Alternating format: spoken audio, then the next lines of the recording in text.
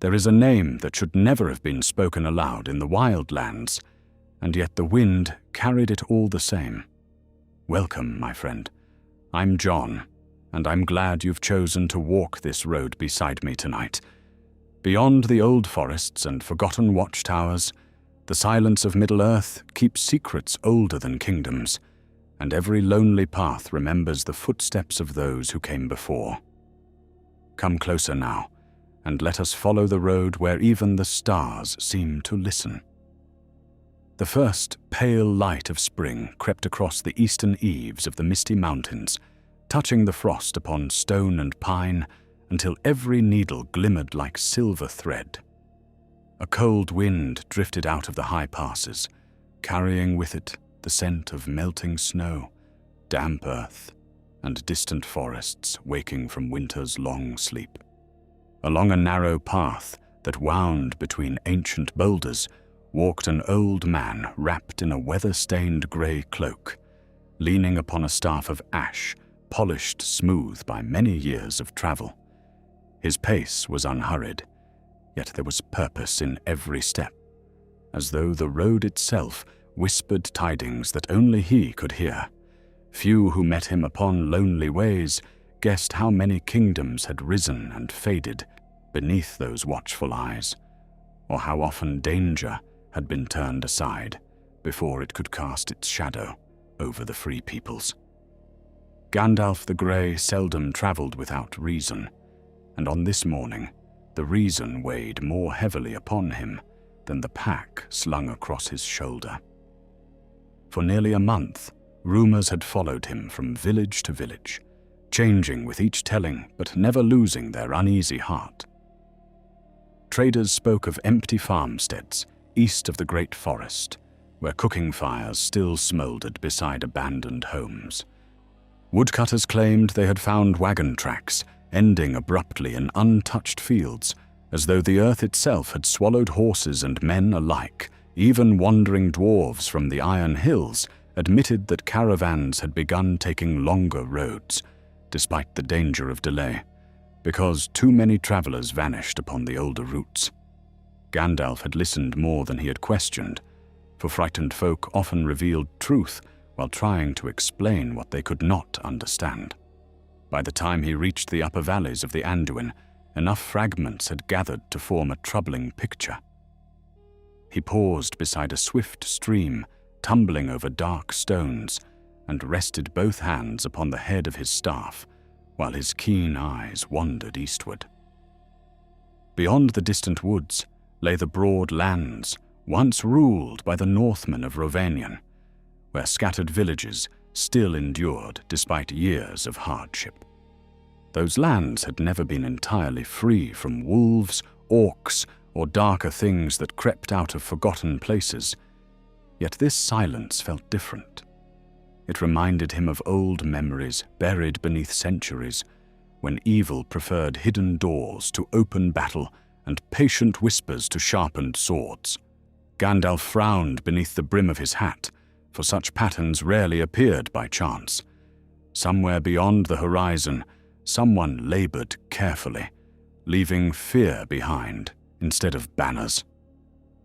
The road descended toward a small settlement built beside a bend in the river, where fishing boats rested against weathered wooden piers.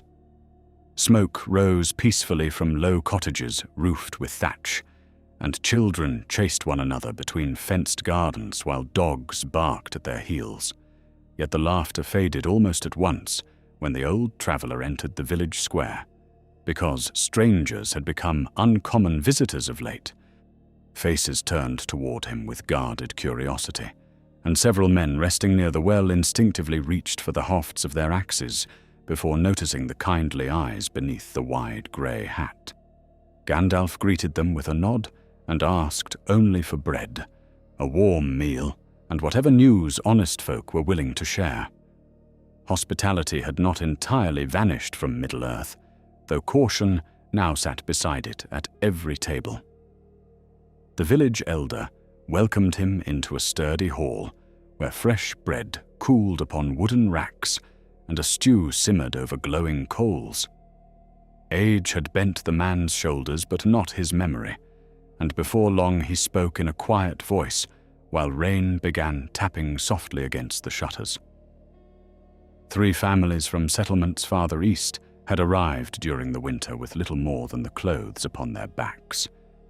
They claimed their neighbors disappeared one by one, without screams or signs of battle, until fear drove the survivors westward, before the same fate could claim them.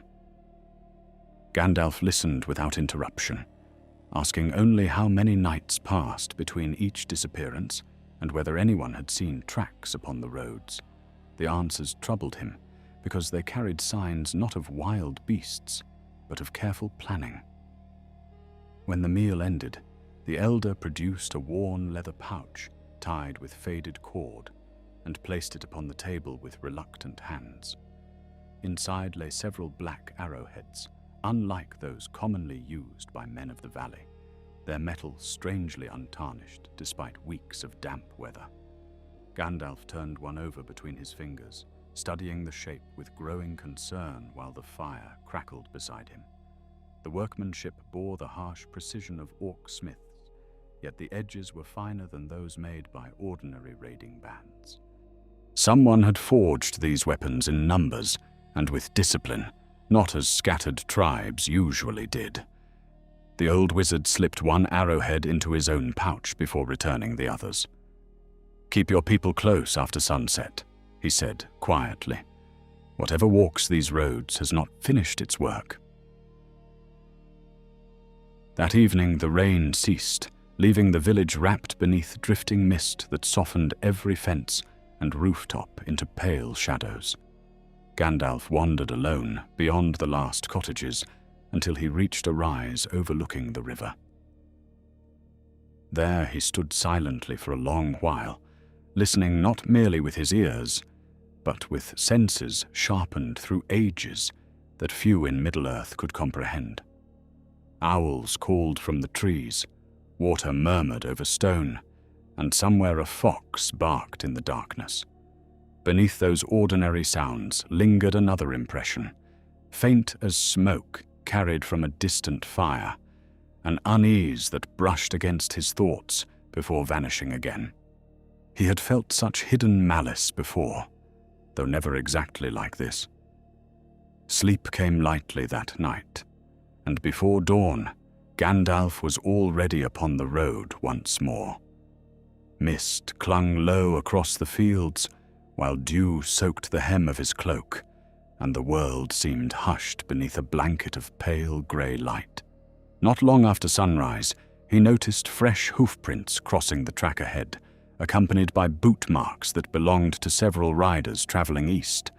The prints were no more than a day old, and among them lay deeper impressions where heavily laden horses had carried burdens of unusual weight.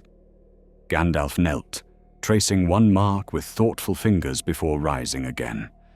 Whoever these travelers were, they had not hurried, and confidence often proved more dangerous than speed. Near midday, the road entered a broad woodland where towering beeches spread green branches high above carpets of wildflowers. Sunlight filtered through young leaves in shifting bands that danced across moss-covered roots, while woodpeckers hammered unseen trunks somewhere deeper among the trees. The beauty of the place did little to ease the wizard's mind, because the forest itself seemed strangely watchful. More than once, he caught the brief flicker of movement beyond the undergrowth, yet whenever he turned his gaze, he found only tangled branches swaying gently in the breeze. His hand rested lightly upon his staff, not from fear, but from long habit, born of countless journeys through uncertain lands. Travelers who ignored small warnings rarely survived long enough to regret them. Toward evening, the silence finally broke when a single arrow hissed from the trees and struck an oak beside the path with a hard crack. Gandalf neither flinched nor reached for any weapon, but lifted his staff slightly while his eyes swept the forest edge. Another arrow followed, landing harmlessly before his boots, and then a rough voice called from the shadows, ordering him not to move.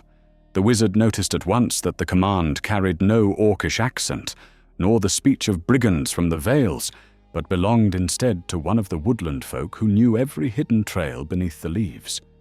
He remained where he stood and answered calmly that if conversation was desired, arrows made a poor beginning. For several heartbeats, nothing stirred except the branches overhead. At last, a lean man emerged from behind an ancient beech with a longbow held ready, though not fully drawn. His weathered green cloak blended so well with the forest that he might have stepped directly from the bark itself, and sharp grey eyes measured the old traveller without haste.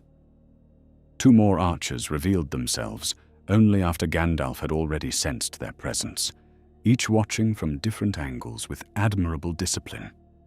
The first lowered his bow a fraction and studied the stranger's face before speaking again. "Few wander east these days, unless they are fools or servants of darker masters," he said. Gandalf smiled faintly beneath his beard. "Then let us hope I belong to the smaller company of fools, for I have a wish to serve any darkness." The bowman didn't laugh, yet something in his expression softened as he stepped closer into the fading light. "My name is Haleth," he said, "and I watch these woods for the people who still call them home." Gandalf introduced himself simply, though the name carried enough weight that all 3 archers exchanged uncertain glances. Haleth searched the wizard's face for signs of jest, before recognition slowly dawned, drawn perhaps from old tales passed between generations around winter fires. At length, he lowered his bow completely and inclined his head with quiet respect. "If you truly are Gandalf the Grey," he murmured, "then you have come at the hour when we need friends most, because something has awakened beyond the eastern marches, and even the orcs no longer fear the night as much as they fear the one who commands it." Haleth led Gandalf from the open road along a trail so narrow that it vanished beneath roots, moss, and fallen leaves after only a few steps. The forest closed around them, its tall beeches giving way to older oaks whose broad limbs shut out much of the evening sky. The 2 other archers moved without a sound, slipping ahead and behind like shadows that belonged to the woods themselves. Gandalf noticed the care with which they watched every hollow and thicket, and he understood at once that these were not men merely guarding against wolves. They expected an enemy that could think, hide, and wait. The air smelled of damp bark and wild garlic crushed beneath careful boots, while somewhere beyond the trees a raven gave a harsh cry before taking wing. Before long they reached a hidden camp, nestled beneath an overhanging ridge of stone. The fire at its center burned low beneath carefully arranged rocks, so that little smoke escaped through the branches above. Several women prepared a simple meal, while children remained unusually quiet, glancing often toward the eastern darkness beyond the camp. An elderly hunter sat sharpening a spear beside the flames, though the blade had already been honed to perfection. Gandalf greeted them all with gentle courtesy, receiving cautious nods in return, for the people had learned that hope should never be offered too freely. Even so, the sight of the grey pilgrim seemed to lift a burden from more than one weary face. Haleth handed the wizard a wooden bowl filled with thick venison stew and coarse bread still warm from the fire. As they ate, the ranger spread a rough map scratched into a flat piece of bark, marking rivers and old roads with the point of his knife. Several settlements farther east had fallen silent over the past 2 seasons, each disappearing without signs of open battle. Scouts sent to investigate either failed to return or came back, frightened and unwilling to speak until many days had passed. Those who did speak described abandoned villages, where food remained upon tables and doors stood open, yet not a single body could be found. Gandalf listened in silence, his fingers lightly resting upon the bark, as if tracing roads remembered from another age. "The first we blamed upon orcs," Haleth admitted after a long pause. "Then we thought perhaps wolves had driven the people away, though wolves leave bones behind. Later we feared plague, but sickness does not carry away every child, every old woman, every animal." He drew a slow breath and looked toward the darkness beyond the firelight. "Now we no longer guess. We simply keep watch and pray the evil passes us by." Gandalf met the ranger's eyes and saw not cowardice, but exhaustion earned through too many sleepless nights. The wizard reached into his pouch and placed the black arrowhead upon the map between them. Several of the hunters stiffened the moment they recognized its shape. Haleth picked it up carefully, turning the metal beneath the firelight before setting it down again, with visible unease. "We have found many like this," he said quietly. "Not near villages that vanished, but always upon forgotten roads leading farther east." Gandalf nodded slowly. "Then whoever forged them wishes travelers to see them. Fear spreads more swiftly than armies when given signs to feed upon." One of the older hunters leaned forward, his scarred hands clasped tightly together. He introduced himself as Baron, and spoke only after making certain none of the children lingered nearby. 3 weeks earlier, his son had tracked a band of orcs across the hills, expecting to learn where they had made camp. Instead, he discovered something that made him abandon the trail and return before sunset. The orcs had not been hunting men. They had been marching in orderly ranks under mounted guards who carried no tribal markings and punished any creature that broke formation. Gandalf's face remained calm, yet inwardly the report stirred memories of darker years when discipline had united servants of the enemy beneath a single will. After the meal, Haleth retrieved a wrapped bundle from beneath his bedroll and laid it before the wizard. Inside rested a broken sword, unlike those carried by the Northmen. The blade had once been finely made, though rust now scarred its length, and the hilt bore traces of black enamel worked into the shape of sea serpents. Gandalf lifted the weapon carefully, examining symbols nearly erased by age and weather. The craftsmanship belonged neither to Gondor nor to the kingdoms of the north. It carried instead the stern elegance of Númenórean work, though twisted into darker fashion by hands that had forsaken the West long ago. His expression hardened almost imperceptibly. "Where was this found?" Gandalf asked. Haleth pointed toward the eastern reaches of the map, where an abandoned watchtower overlooked an old crossing of the river running. A pair of hunters had uncovered the sword beneath loose stones after following strange lights seen during several nights of heavy fog. They had also found footprints of men alongside those of orcs, but the tracks vanished upon rocky ground before they could be followed farther. Gandalf wrapped the broken blade once more with deliberate care. Black Númenórean relics seldom appeared by accident, and those who sought them rarely served any purpose but evil. The camp settled into uneasy silence as darkness deepened around the hidden clearing. Watchers were assigned without spoken command because every man and woman already knew the order by heart. Gandalf remained awake beside the fading fire, listening while the others sought what little rest they could find. The wind shifted during the middle hours of the night, carrying with it a faint odor, unlike the wholesome scents of the forest. It was the smell of cold ashes mingled with bitter herbs, subtle enough that ordinary travelers might have overlooked it entirely. The wizard rose at once, for he remembered that scent from ruined strongholds where forbidden rites had once been practiced. Without disturbing the camp, Gandalf walked quietly to the edge of the trees. There he found a young sentry staring eastward with troubled eyes. The youth pointed silently toward a distant ridge where a pale light flickered for only an instant before disappearing behind the hills.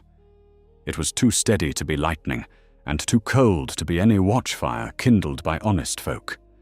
Gandalf watched the darkness for several long moments, but the strange glow did not return. Even so, the brief glimpse was enough to confirm that hidden hands labored somewhere beyond the forest. Morning arrived beneath a blanket of low clouds that dulled the sunlight into pale silver. Before the camp stirred fully awake, Haleth approached Gandalf, carrying a bundle of dried meat, oatcakes, and a skin of fresh water.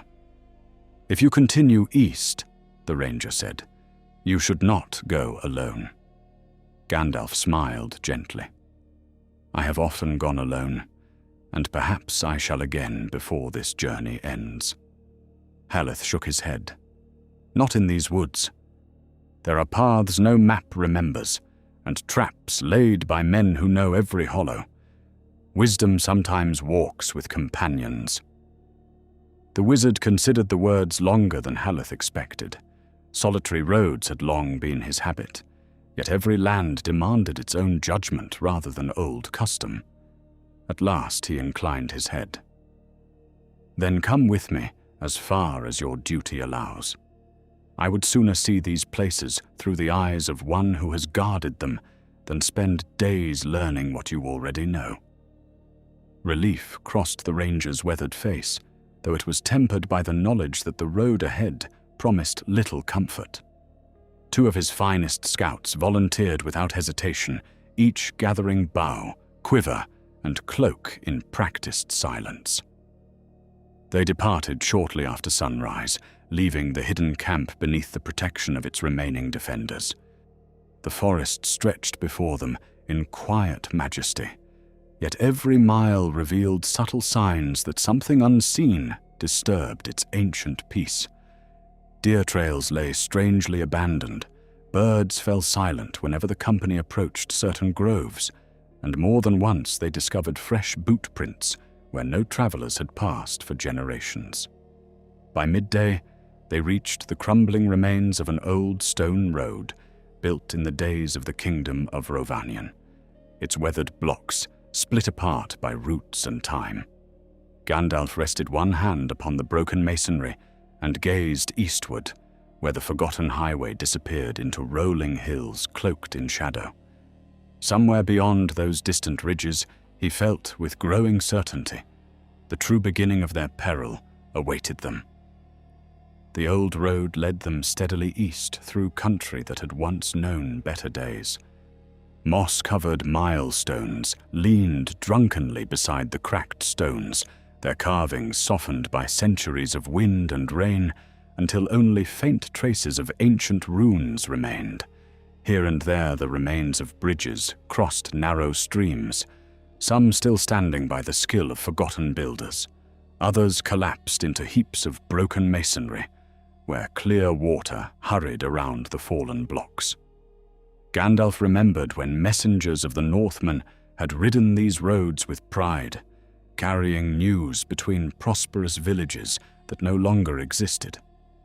Time had claimed much, yet it had not erased every memory from the land, and the wizard found himself listening as carefully to the silence as he did to the voices of his companions. Haleth walked at the front, pausing often to study the ground before signaling the others onward. His eyes caught details invisible to less practiced travelers: a bent fern, a freshly broken twig, the faint impression of a boot heel preserved in damp earth beneath an overhanging stone. Twice he left the road entirely, following tracks into the woods before returning with a troubled expression. Each time he found evidence of scouts moving parallel to the highway rather than along it, taking care to avoid leaving an obvious trail. They were disciplined enough to hide their passage, but not so disciplined that every mistake escaped the ranger's notice. Gandalf said little, though the pattern strengthened his suspicion that a larger design guided these movements. As the sun climbed higher, They came upon the ruins of an old watchpost, built where the road narrowed between two low ridges. The tower itself had fallen long ago, leaving only broken walls and scattered stones wrapped in ivy. Haleth raised a hand for silence, then crouched beside the remains of a small fire pit concealed behind the western wall.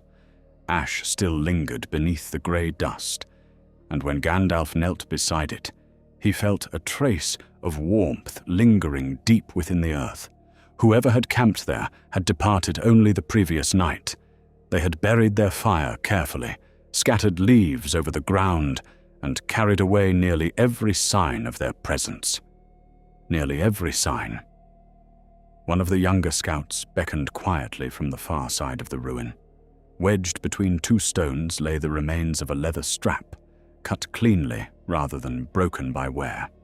Beside it rested a tiny bronze clasp, shaped like the wing of a bird, green with age but finely crafted.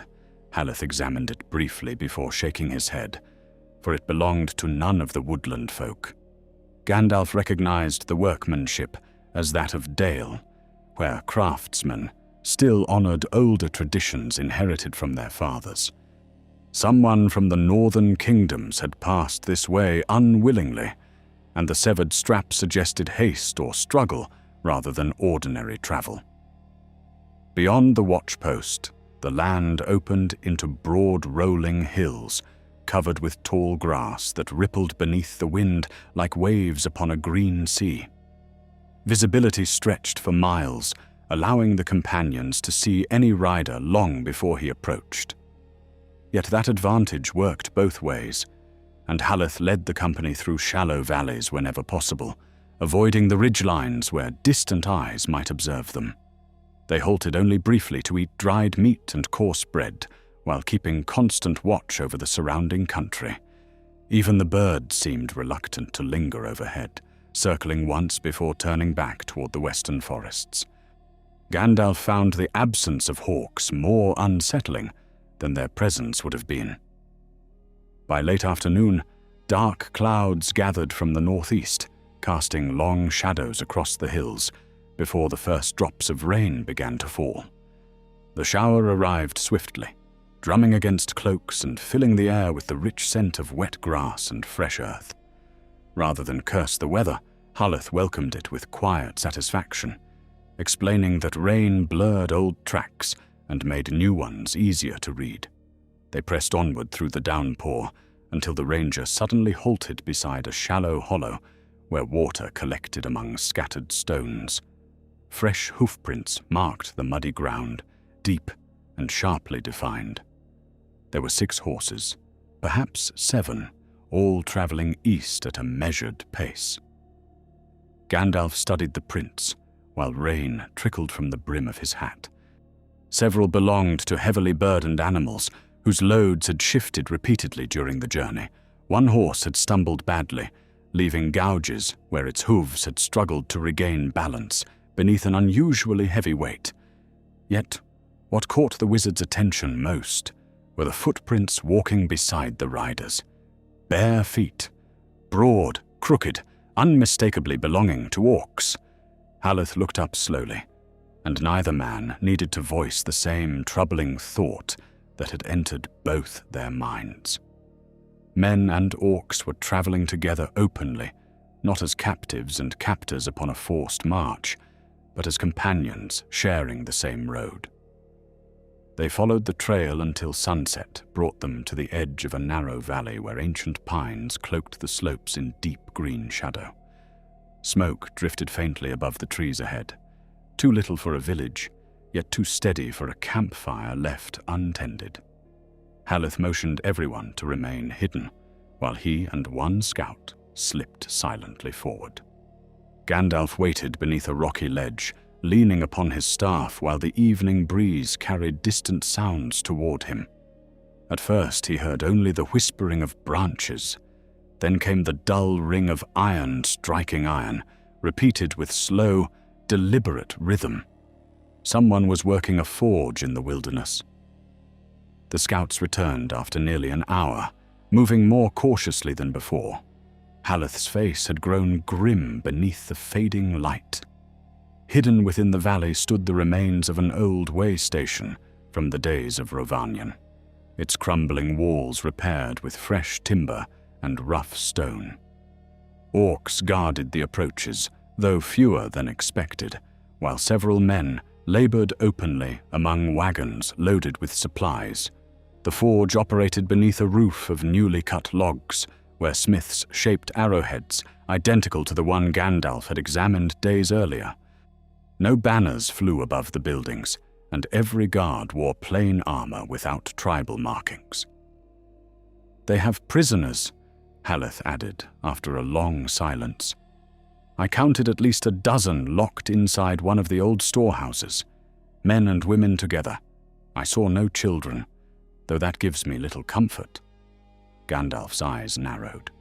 Prisoners meant purpose.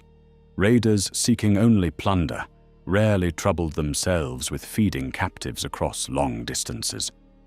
Whatever power gathered in these forgotten lands required living hands for some task, yet unfinished. Night settled fully before the companions dared move again. Under cover of darkness, they crept closer until the camp lay visible through scattered pines.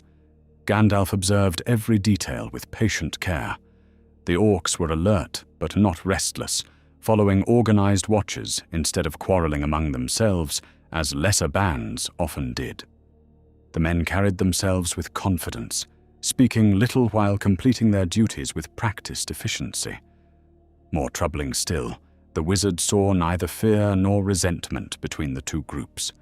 Whatever bound them together reached deeper than threats alone. A low whistle drifted across the camp, answered moments later from the eastern hills. Every guard became suddenly attentive.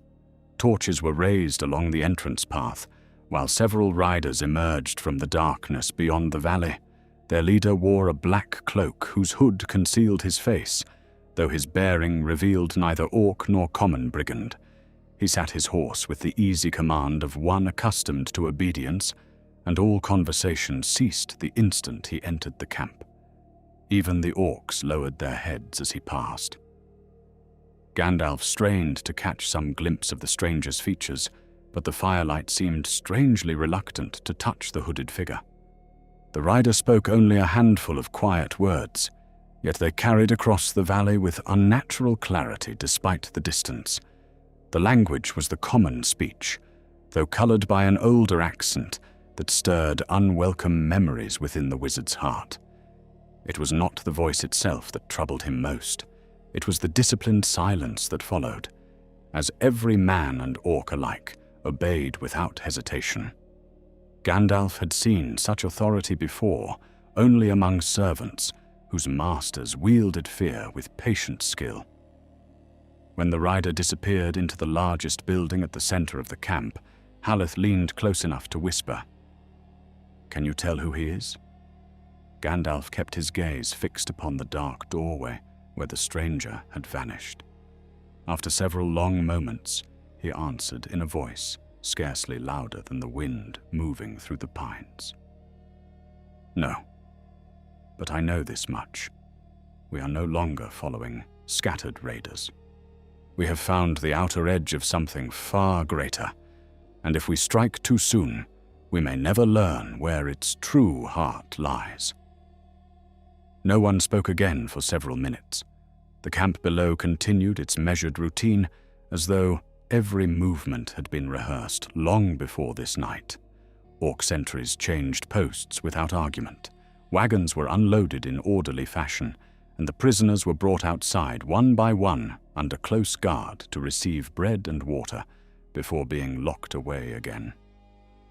Gandalf observed each detail with quiet concentration, committing the pattern to memory rather than allowing impatience to rule him. A careless rescue might save a handful of captives while warning a far greater enemy hidden deeper in the east. That was a choice he had learned never to make lightly. Haleth remained crouched beside him, his fingers resting upon the string of his bow without drawing it. The younger scouts exchanged uneasy glances, for every instinct urged them to act before darkness passed. One finally leaned close enough to whisper, "If we wait until morning, they may move the prisoners." Gandalf nodded almost imperceptibly, for the same thought had already crossed his own mind.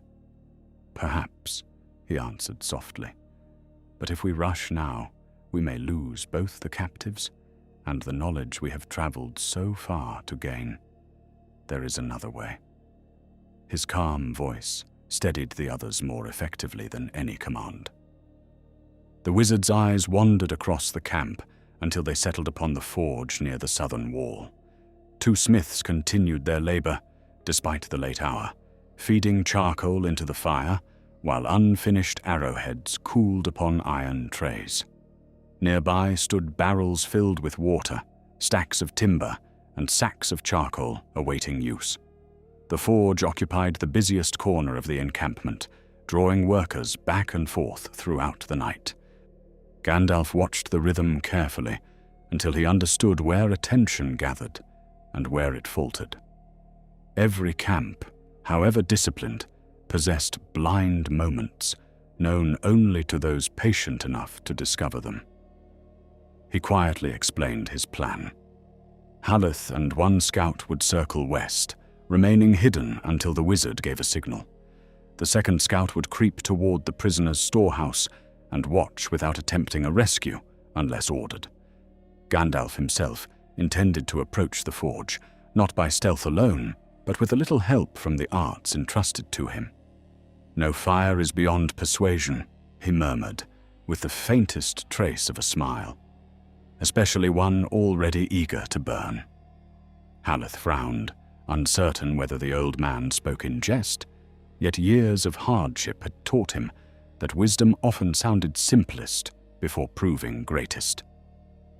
The companions slipped away into the darkness, each taking a separate course through the pines. Gandalf advanced slowly, placing each step with surprising care despite his age. The wind favored him, carrying the smoke of the forge toward the northern slope where the sentries watched least attentively. He stopped behind a fallen pine, scarcely 30 paces from the fire, and rested both hands upon his staff. The flames danced within the forge mouth, rising and falling beneath the bellows like some great beast drawing breath. The wizard spoke no word aloud, but a quiet strength passed from him into the night. At first, nothing happened. Then one glowing ember leaped unexpectedly from the forge, landing among scattered charcoal beside a timber stack. A second followed, then a third. Within moments, a tongue of flame climbed the dry wood, small enough to escape notice for several heartbeats, yet vigorous enough to spread quickly once discovered. A laborer shouted in alarm, and men rushed toward the growing blaze with buckets of water. Orcs abandoned nearby watchposts to help contain the fire before it reached the wagons loaded with arrows and supplies. The camp's careful order dissolved into hurried movement. That was the moment Haleth had been waiting for. Hidden among the shadows west of the camp, he loosed a single arrow toward an empty wagon standing near the entrance. The shaft struck a lantern hanging from its side, sending it crashing into a pile of bundled straw. Fresh flames sprang upward, brighter than before, and confused cries echoed across the valley as guards struggled to understand whether they faced accident or attack. Several orcs sprinted toward the western gate, while others argued loudly in their own harsh tongue. The stranger in the black cloak had not yet emerged, and the uncertainty itself became their greatest weakness. Gandalf crossed the open ground with astonishing swiftness for one who seemed so old upon the road. Keeping close to the shadows of abandoned sheds, he reached the rear wall of the prisoner's storehouse, where the second scout already waited. Through narrow gaps between the weathered planks came the muffled sounds of frightened voices struggling to remain silent. A heavy iron lock secured the only door, while two guards still lingered nearby despite the confusion elsewhere. Gandalf raised his staff slightly, and its polished tip struck the earth with a sharp crack that echoed unexpectedly between the stone walls. Both orcs turned instinctively toward the sound. Before either could react, Haleth's arrows flew from the darkness with deadly precision. One guard fell instantly, the other collapsed, before managing more than a single startled cry. Gandalf reached the door, examined the lock for only an instant, then touched it gently with the end of his staff. The iron groaned, split cleanly down its center, and dropped into the dust. He pushed the door inward to reveal weary faces staring back in disbelief. Men and women alike blinked against the torchlight, scarcely daring to believe that freedom stood before them. "There is no time for wonder," Gandalf said, in a firm but reassuring voice. "Take only what you can carry and follow this ranger without delay." Haleth stepped inside, guiding the captives into small groups so that panic would not overwhelm them. One elderly woman clutched the wizard's sleeve before leaving. "Others," she whispered urgently. "They took others east 3 days ago." Gandalf paused. "How many?" She closed her eyes briefly, as if counting each face from memory. "Nearly 40. They marched before dawn with wagons and armed riders." Those words settled upon Gandalf's heart like cold stone. The camp they had found was no destination. It was merely a station along a greater road. Whatever force gathered prisoners here had already begun sending them onward toward some hidden place beyond the eastern hills. The wizard had feared as much, yet hearing it confirmed by one who had survived the journey left little room for hope that the enemy remained small. Somewhere ahead lay the true center of this growing darkness. A sudden blast from a hunting horn shattered the confusion. Its deep note rolled across the valley, and at once every orc ceased shouting. Every laborer abandoned the fires. Every mounted guard wheeled toward the central hall. The transformation was immediate and unsettling, as though a single unseen hand had tightened its grip upon them all. The great door of the hall swung open, and the hooded rider emerged at last. Though distance and darkness still concealed the figure's face, there could be no mistaking the authority with which he surveyed the camp. The stranger did not raise his voice, yet every command carried clearly through the night. Riders formed into ranks almost instantly, while bands of orcs spread outward toward the surrounding woods in disciplined lines. They had understood at once that the fires served merely as distraction. Gandalf realized that within minutes, search parties would begin sweeping every trail leading west. The rescued captives had little chance of escaping, unless someone delayed the pursuit. He looked toward Haleth, who had already reached the tree line with the frightened villagers, then turned back toward the gathering enemy. A calm resolve settled over him. He had not come seeking battle, but neither would he abandon innocent lives to preserve secrecy. Gandalf stepped from the shadows into the open ground beside the burning forge, planting the end of his staff firmly upon the earth.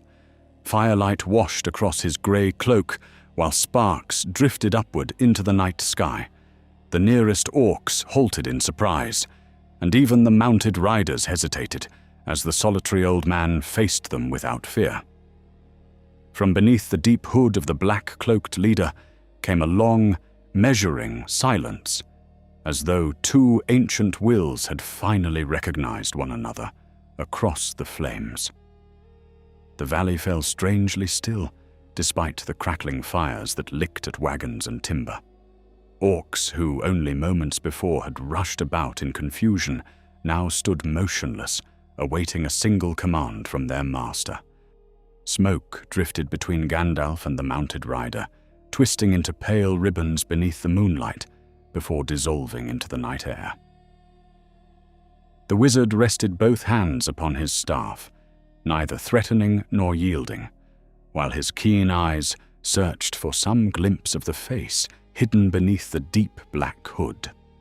He found only darkness where ordinary firelight should have revealed features.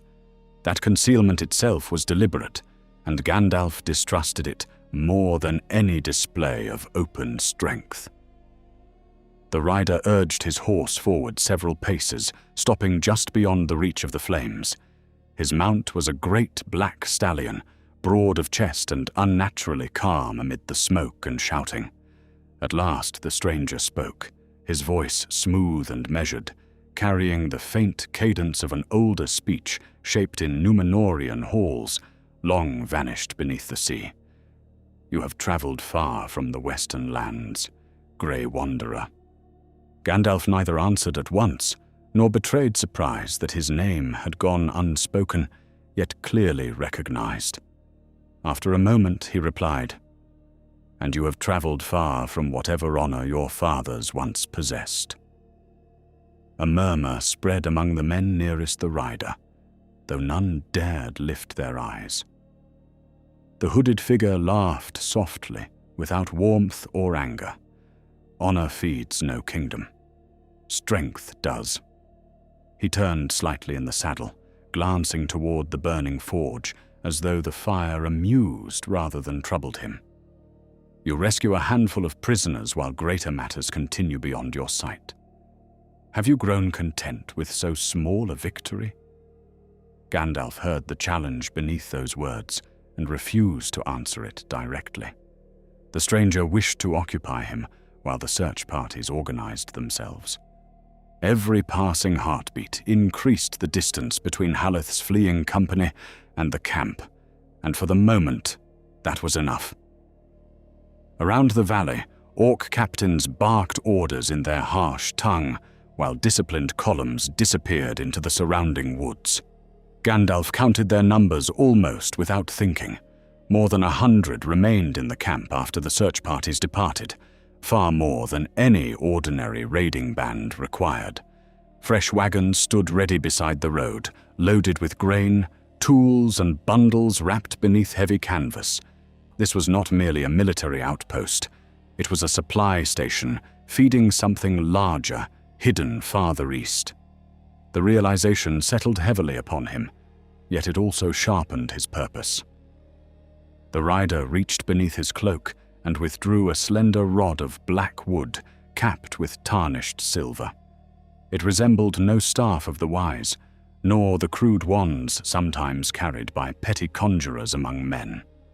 Ancient symbols had been carved along its length and filled with a dull red substance that seemed almost to pulse in the firelight. Gandalf's eyes narrowed at once. The object carried a faint shadow of old sorcery, not great enough to rival true power, but dangerous in the hands of one patient, enough to master its use. It was no heirloom of Númenor. It had been fashioned in darker places. "You see it," the stranger observed quietly. "The relic survived when wiser men perished. They dismissed knowledge because they feared its cost." Gandalf answered without taking his eyes from the rod. "Knowledge that demands the ruin of others is only another form of ignorance." The hooded man tilted his head slightly, as though weighing the reply. "That is the sort of saying which comforts peaceful folk before they lose everything."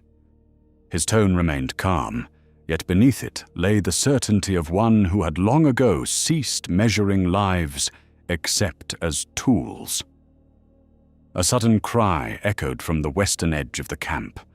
One of the search parties had discovered the trail left by the escaping prisoners. Several mounted riders wheeled immediately toward the valley entrance, urging their horses into pursuit. Gandalf moved before they had covered half the distance. He struck his staff sharply upon the earth, and a blinding flash burst outward with a crack like summer lightning, splitting an ancient oak. Horses reared violently, throwing 2 riders into the dust, while frightened orcs stumbled backward, shielding their eyes. The valley rang with shouts of confusion once more. The rider in black remained seated, though his horse sidestepped uneasily beneath him. "Still fond of simple tricks," he remarked, once the glare had faded. Gandalf answered by lifting his staff again, this time not in anger but warning. Simple things often endure when proud designs fail. Around them, Burning timbers collapsed inward with showers of sparks. The confusion brought only moments, yet moments sometimes proved the difference between life and death. Gandalf intended to spend every one of them wisely. The stranger's patience finally gave way to action. Raising the black rod, he spoke several words in a harsh tongue that neither belonged to orcs nor to the common speech. The air itself seemed to tighten. From the shadows beyond the ruined buildings emerged 6 enormous wolves, larger than ordinary beasts and gaunt despite their size. Their eyes reflected the firelight with an unnatural green gleam, and they advanced without sound until forming a half-circle around the wizard. Gandalf recognized them at once. They were no true wargs of the Misty Mountains, but wolves twisted through long years of cruel breeding and darker influences. Hunger alone did not guide them. The first beast sprang forward with astonishing speed. Gandalf pivoted aside, bringing the lower end of his staff against its shoulder with a force that sent it tumbling across the dirt. Before the animal regained its feet, another lunged from the opposite side. The wizard's cloak swirled as he stepped back, and the polished ash staff swept downward, striking the beast squarely across its muzzle. It yelped more from shock than pain, retreating several paces while its companions circled warily. Gandalf did not seek to kill them. They, too, had been bent from their natural course by another's malice. The rider watched silently while the wolves tested their opponent again and again. One feinted toward the front, while another slipped behind, forcing Gandalf to move with surprising quickness across the open ground. His age vanished in those moments, replaced by the effortless balance of one whose strength reached beyond mortal years. Yet he knew this contest could not continue indefinitely. Every heartbeat allowed more riders to recover from the flash and resume their pursuit. His task had never been victory here. It had always been delay. Then an unexpected sound cut through the chaos. A deep horn echoed from the eastern hills, unlike the hunting horn heard earlier. It carried a lower note, rich and commanding, answered almost immediately by distant calls farther beyond the valley. The hooded rider turned sharply toward the sound. For the first time that night, Gandalf sensed genuine surprise behind the man's composed silence. Whatever signal had reached the camp had not been expected. One of the mounted captains galloped toward his master and spoke urgently, too quietly for Gandalf to hear.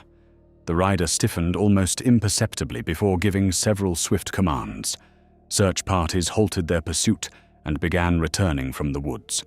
Wagons were hastily rearranged, supplies abandoned where they stood, and the remaining fires were ignored completely. Within moments, the orderly camp dissolved into purposeful withdrawal. Gandalf realized they were not retreating because of him. Something farther east had summoned them with greater urgency than recovering escaped prisoners. The wolves withdrew as suddenly as they had attacked, obeying a sharp gesture from the black-cloaked figure. Before turning away, the rider looked once more toward Gandalf. "You have seen only the threshold," he said in that same calm voice. "The wild lands are changing, and neither you nor the White Council can halt what has already begun." Without waiting for any reply, he wheeled his horse and rode east after his followers. Within minutes, the valley echoed only with the rumble of departing wagons and fading hoofbeats. Gandalf remained standing until the last sounds disappeared into the darkness. He listened carefully, making certain no hidden force lingered behind to spring an ambush. At length he lowered his staff and gazed toward the eastern road where the mysterious column had vanished. The stranger had spoken with confidence, born not of arrogance alone, but of preparation. Whatever awaited beyond these hills had been planned over many years, hidden beneath silence and forgotten ruins. Gandalf drew a slow breath before turning west to follow Haleth and the rescued captives. Their safety came first, but he knew, with growing certainty, that the true journey had scarcely begun. Dawn found Gandalf and his companions many miles west of the abandoned valley, hidden within a deep ravine where a narrow stream flowed beneath leaning alders and smooth grey stones. The rescued prisoners had travelled through the night with remarkable determination, though exhaustion now showed plainly upon every face. Several of the older folk sat wrapped in blankets beside a carefully concealed fire, while mothers comforted frightened children who had scarcely spoken since their release. Haleth and his scouts had erased what tracks they could before dawn, brushing away footprints with leafy branches and guiding the company across stretches of bare rock whenever possible. Even so, none among them believed they had escaped beyond danger. Every distant cry of a bird caused anxious eyes to lift toward the eastern hills. Gandalf moved quietly among the refugees, offering what reassurance he could without making promises he might not keep. A young boy whose arm had been bound with rough linen watched him with solemn curiosity before finally asking whether the Black Riders would come again. The wizard knelt so that his eyes met the child's. "They may search," he answered honestly, "but the world is wider than they know, and there are still good people willing to stand against them." The boy nodded with more courage than years should have allowed, then returned to helping his mother gather water from the stream. Gandalf remained where he was for a moment after the child departed, reflecting that hope often survived longest in hearts too young to understand how greatly it was threatened. When the morning meal had ended, Haleth gathered those who had been imprisoned the longest and invited them to speak while memories remained fresh. The stories differed in small details, yet shared the same grim pattern. Armed riders had appeared without warning shortly before dawn, surrounding isolated villages before anyone could flee. The attackers had killed only those who resisted immediately. Everyone else had been bound, questioned, and marched east under heavy guard. Livestock, grain, tools, and anything useful had been loaded into wagons rather than destroyed. Nothing about the raid suggested reckless cruelty for its own sake. They were gathering people and supplies with deliberate purpose. An elderly blacksmith named Edric became the first to describe what lay beyond the ruined station where they had been held. His hands still bore the scars of his trade, despite weeks in captivity, and his voice remained steady, though fatigue lined every word. After 3 days upon the road, the captives reached a broad plain where the remains of an ancient fortress stood atop a rocky hill. Most of its walls had collapsed long ago, yet new timber palisades enclosed the lower slopes, while hundreds of laborers rebuilt towers and gates. Smoke from many furnaces hung over the place day and night, and the sound of hammers never ceased. Edric had been kept there only briefly before being sent back west with other prisoners. Even so, he remembered enough to chill every listener. "They called it Dur Vorn," the smith said, searching the faces around him. "At least that is the name I heard among the guards." Haleth frowned. "I know no such place." Gandalf remained silent for several moments before answering. "Neither do the maps kept in Rivendell." He drew a line across the earth with the tip of his staff, "which often means the name is newer than the stones beneath it." That thought troubled him deeply, for evil had a habit of renaming forgotten places to claim them as its own. Another survivor, a woman named Hilda, spoke of strange ceremonies performed after sunset. She had been forced to carry water near one of the ruined towers where cloaked men gathered around an ancient black stone rising from the courtyard. Torches burned with an unusually pale flame that gave little warmth, while the hooded leader recited words in a language she did not understand. No dazzling displays of sorcery followed, no bolts of fire or clouds of darkness. Instead, the assembled men listened with fierce attention before returning to their work with renewed determination. Gandalf found that detail more unsettling than any tale of spectacle. Dangerous leaders rarely relied upon marvels alone. They built obedience first. "The stone," Gandalf asked quietly, "did it bear any mark?" Hilda closed her eyes, forcing herself to remember. "A crown," she answered at last. "Or perhaps a helmet. Time had worn much away. But I remember 7 stars above it." Gandalf's expression changed almost imperceptibly. Those symbols belonged to the kings of Númenórean blood, though age had blurred their form. If the account proved true, the mysterious fortress stood upon foundations far older than anyone there understood. The hooded stranger had not chosen his refuge by chance. He sought legitimacy from the ruins of forgotten kingdoms.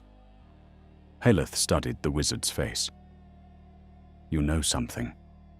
Gandalf rested his gaze upon the eastern horizon before replying.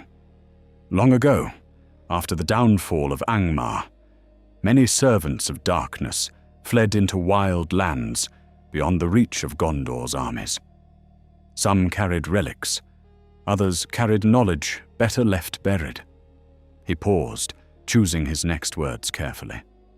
Most died without leaving any trace. A few did not. No one asked further questions, for the silence following those words carried enough weight of its own. By midday, the company reached a secluded valley where the woodland folk maintained another hidden refuge known only to trusted families. Fresh horses, food, and medicines awaited them there, gathered over many months against the possibility that flight might one day become necessary. The rescued captives were welcomed without hesitation, and for the first time since their imprisonment, many allowed themselves to rest without fear of immediate pursuit. Children laughed cautiously beside the stream, as though relearning a sound they had nearly forgotten. Yet Gandalf noticed that every adult still glanced east whenever the wind shifted. While the refugees settled in, Haleth led Gandalf to a small cave overlooking the valley. Hidden within lay shelves carved into the stone, filled with old maps, hunting records, and weathered journals passed down through generations of rangers. Most described little beyond changing game trails and harsh winters, but one faded parchment drew the wizard's attention immediately. It had been copied from an older source many decades earlier, and marked several ruins no longer shown upon any modern chart.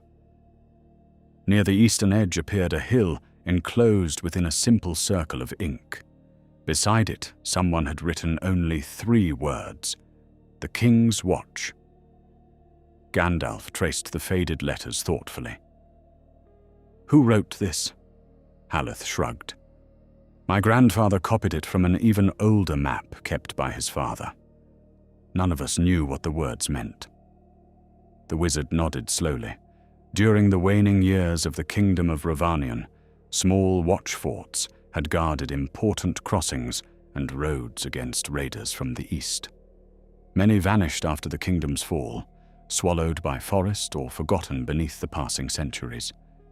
If Dorvorn truly stood upon one of those ancient watch hills, its builders had inherited more than strong walls. They had claimed a place meant to guard the frontier and twisted its purpose into the opposite. As afternoon faded toward evening, a rider approached the hidden refuge from the north, urging his weary horse through the trees until it nearly stumbled from exhaustion.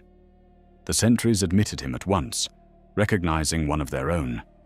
His cloak had been torn by branches, and dried blood darkened one sleeve where an arrow had grazed him. Haleth met him before he had fully dismounted. "What happened?" The scout drank deeply from a waterskin before answering. "I followed the eastern road after you left.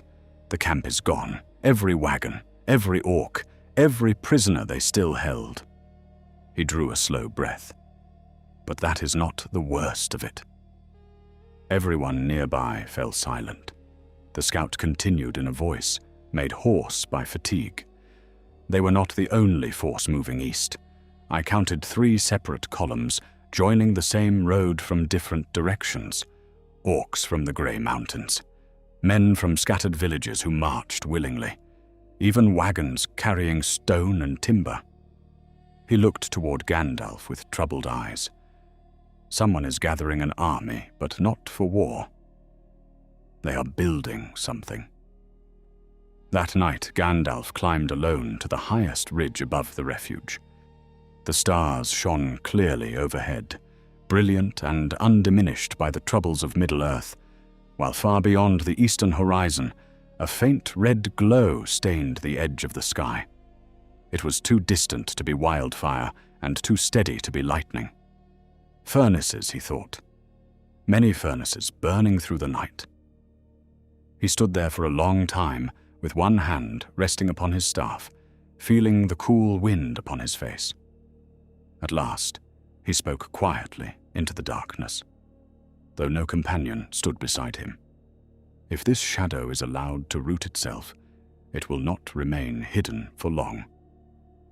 Then he turned back toward the sleeping valley, already knowing that the road ahead would lead him far deeper into the wild lands than he had first imagined. The refuge stirred before sunrise, though few among its people had truly slept. Horses were saddled in silence, provisions counted twice, and scouts slipped into the surrounding woods to make certain no enemy had discovered the hidden valley. Gandalf stood beside the stream, watching the first light spread across the eastern sky, where the distant red glow of unseen furnaces had finally faded beneath the dawn.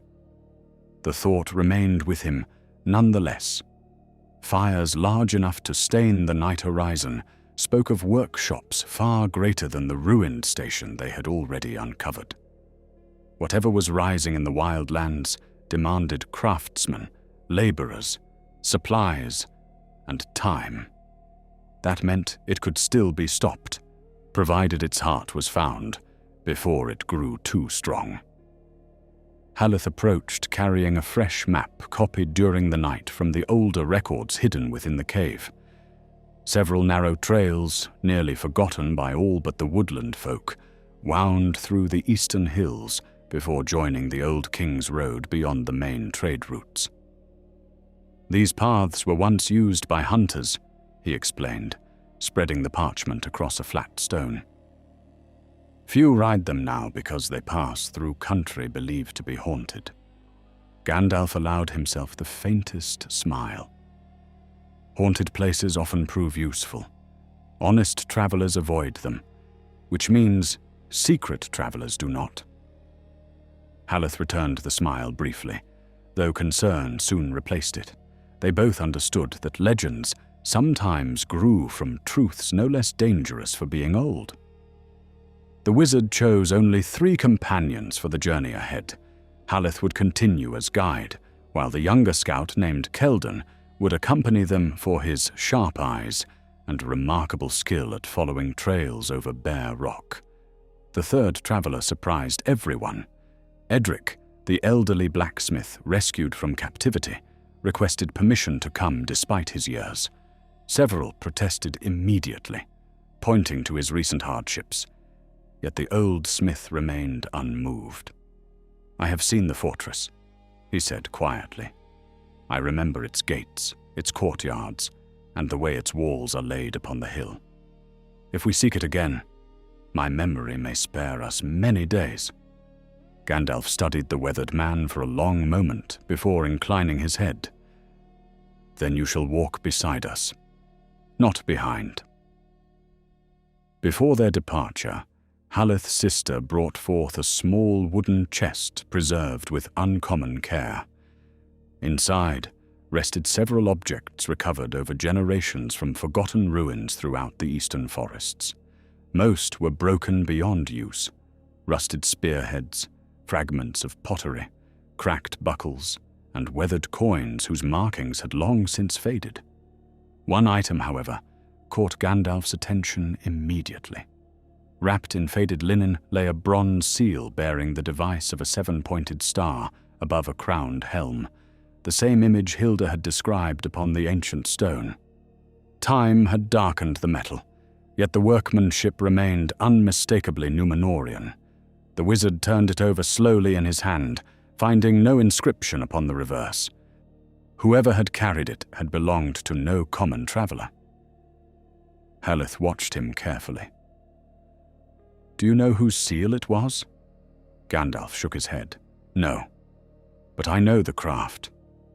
Men of Westernesse fashioned such things before the kingdoms in exile reached their greatest strength." He returned the seal to its wrapping with unusual gentleness. "If the fortress still preserves these symbols, someone has been searching its ruins more thoroughly than treasure hunters ever would." The thought confirmed a growing suspicion that the hooded leader sought legitimacy through forgotten bloodlines rather than mere force of arms. Such ambitions had brought ruin to wiser men than he. The 4 travelers left the refuge beneath a sky filled with drifting white clouds, following a narrow deer path that climbed steadily into rougher country. The forest gradually thinned until scattered pines gave way to rocky slopes where stubborn shrubs clung between fractured stone. Eagles circled high above the ridges, their keen cries echoing through the crisp mountain air. Keldon walked lightly ahead, pausing from time to time to examine signs almost invisible to the others. Once he discovered fresh droppings from heavily laden horses. Later, he found wagon ruts crossing an exposed stretch of limestone where wheels had scraped faint grooves into the rock itself. The enemy's supply lines stretched farther than Gandalf had expected. Near midday, the trail entered a steep ravine where towering cliffs narrowed the passage until only a single rider could have passed comfortably. Water trickled down the stone walls in thin silver threads, feeding patches of bright green moss that softened the harsh rock. The place felt strangely empty.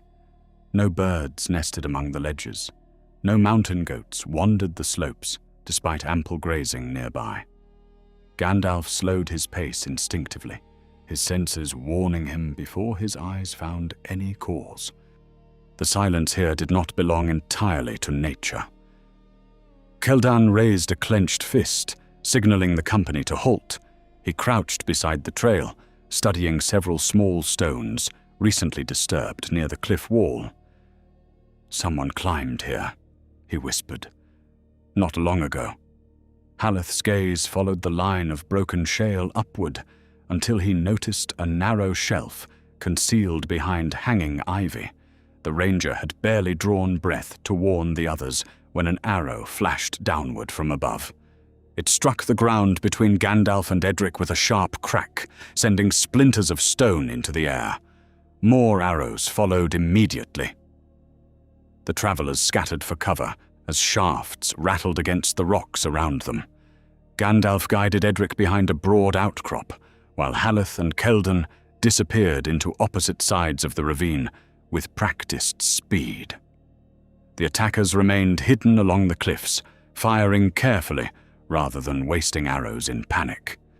Gandalf counted at least 8 archers from the rhythm of their volleys. Their discipline matched what he had seen in the valley days before. Whoever trained these men had taught them patience before aggression.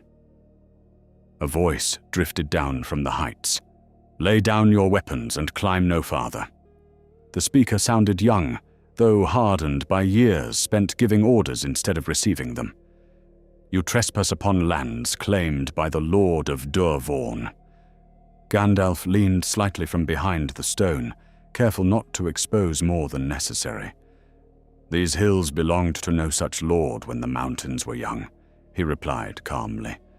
"Nor do they belong to him now." No answer came at once. Instead, another arrow struck the rock beside his shoulder, showering him with chips of grey stone. Haleth had meanwhile worked his way unseen along the western wall of the ravine. Gandalf caught only the briefest glimpse of green cloth among the shadows, before the ranger vanished again. Moments later, a startled cry echoed from above. One of the hidden archers tumbled from the narrow shelf, landing heavily upon the trail below, with his bow flying from his grasp. He was alive, though badly shaken. Keldan chose that instant to loose 2 arrows in swift succession, forcing the remaining attackers to duck behind the rocks instead of maintaining their careful volleys. The balance shifted almost immediately. Gandalf stepped into the open before anyone expected him to move. Raising his staff high, he struck its base against the stone beneath his feet.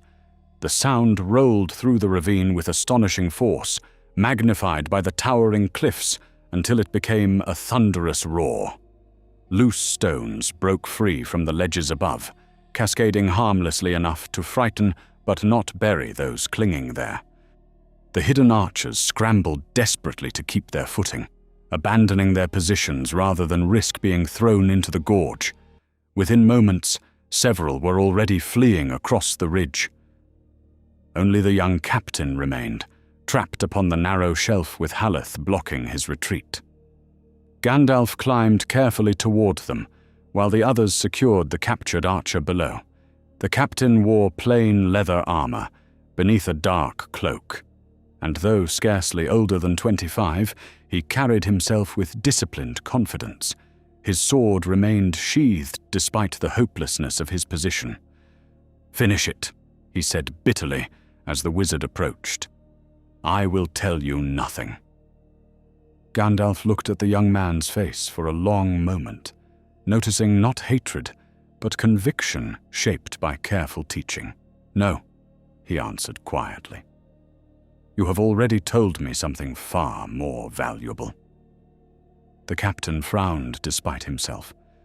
Gandalf continued, "You believe your master is building a kingdom rather than a prison. Men do not fight this stubbornly for coin alone."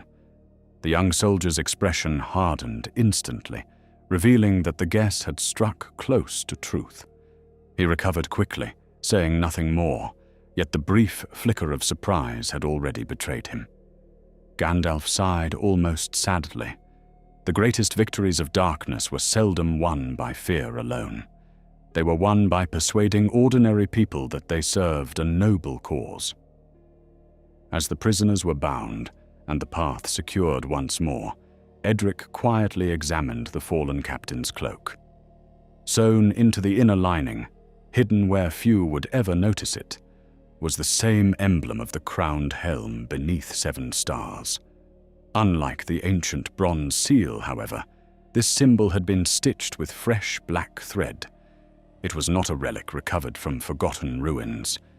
It was the badge of a living order, one that had begun claiming followers throughout the wild lands. Gandalf accepted the cloak without a word, but his thoughts had already turned toward Dorvorn. The fortress was no longer merely rebuilding old walls. It was rebuilding old loyalties in a new and dangerous form. The captured captain walked at the center of the company with his hands bound before him, though no rope could conceal the quiet pride with which he held himself. He neither pleaded for mercy, nor wasted breath upon empty threats. Gandalf watched him from time to time as they descended from the ravine into a broad valley where scattered birches shimmered beneath a gentle afternoon breeze. The young man noticed the wizard's gaze but offered no explanation for his loyalty. Silence often revealed more than argument, especially in those who believed themselves entirely certain of their cause. By evening, they reached the edge of an abandoned farmstead, standing beside a narrow stream. The roof of the cottage had partially collapsed, allowing vines and young saplings to claim what had once been a family's home. A weathered mill wheel rested motionless in the creek, its paddles cracked and softened by many seasons of rain. Haleth searched every building carefully before declaring the place empty. They lit no fire, choosing instead to eat cold provisions while the fading light lingered across the fields. The stillness of the farm carried none of the corruption they had found elsewhere. It was simply another home, abandoned, after the long decline of Rovanion. As darkness settled, Gandalf finally sat opposite the young prisoner. The others remained nearby, sharpening weapons or tending to their gear while pretending not to listen. The wizard offered the captain a piece of bread and a flask of water, both of which he accepted after only the briefest hesitation. Hunger had overcome pride, though not entirely. "You have treated me more kindly than I expected," the young man admitted. Gandalf nodded. Kindness costs less than hatred, and it often teaches more. For a time, neither spoke further, listening only to the quiet murmur of the nearby stream. At length, Gandalf asked, "What is your name?" The prisoner stared into the gathering darkness before answering. "Eren." He spoke the single word as though uncertain whether it mattered any longer. Gandalf repeated the name thoughtfully. "You are no orc. You were not born to this life." Eren gave a weary smile that held little joy. "None of us were. We were born among villages forgotten by every king. Wolves took our flocks, orcs raided our homes, bandits demanded tribute. No army ever came to help us." His voice remained calm, but years of bitterness lay beneath each sentence. Haleth shifted uneasily, though he did not interrupt. Eren continued before anyone else could speak. "Then our Lord came. He drove away the raiders. He punished thieves. He rebuilt wells and granaries. For the first time in my life, roads became safe enough that children could travel between villages without armed escorts." He looked directly at Gandalf. "Tell me why I should abandon such a man, merely because others call him evil." The question hung in the cool night air, heavy with uncomfortable truth. None among the companions could dismiss it easily. Gandalf answered without haste. "Because peace built upon fear belongs only to the one who commands it." He rested both hands upon his staff as the moon climbed above the ruined cottage. "Did he ask your people to choose freely, or did he first teach them that every stranger must be an enemy, and every question an act of betrayal?" Eren frowned, searching his own memories before replying. "He asks for loyalty." Gandalf inclined his head. "Loyalty freely given is honorable. Loyalty demanded through secrecy becomes another chain." The young captain said nothing more, though uncertainty flickered briefly across his face before he hid it once again. The conversation ended there, interrupted by Keldon returning from his watch upon the nearby ridge. The scout had discovered fresh wagon tracks leading south toward a heavily wooded valley absent from Haleth's maps.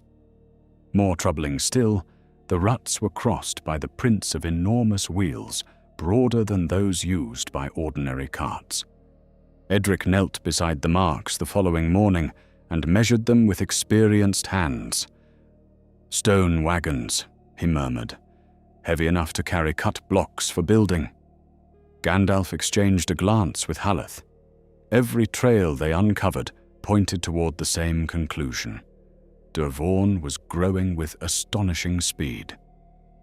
The company followed the tracks through dense woodland where towering firs blocked much of the sunlight, leaving the forest floor cool and dim even at midday. Fallen needles softened every footstep, while the scent of resin drifted heavily through the still air.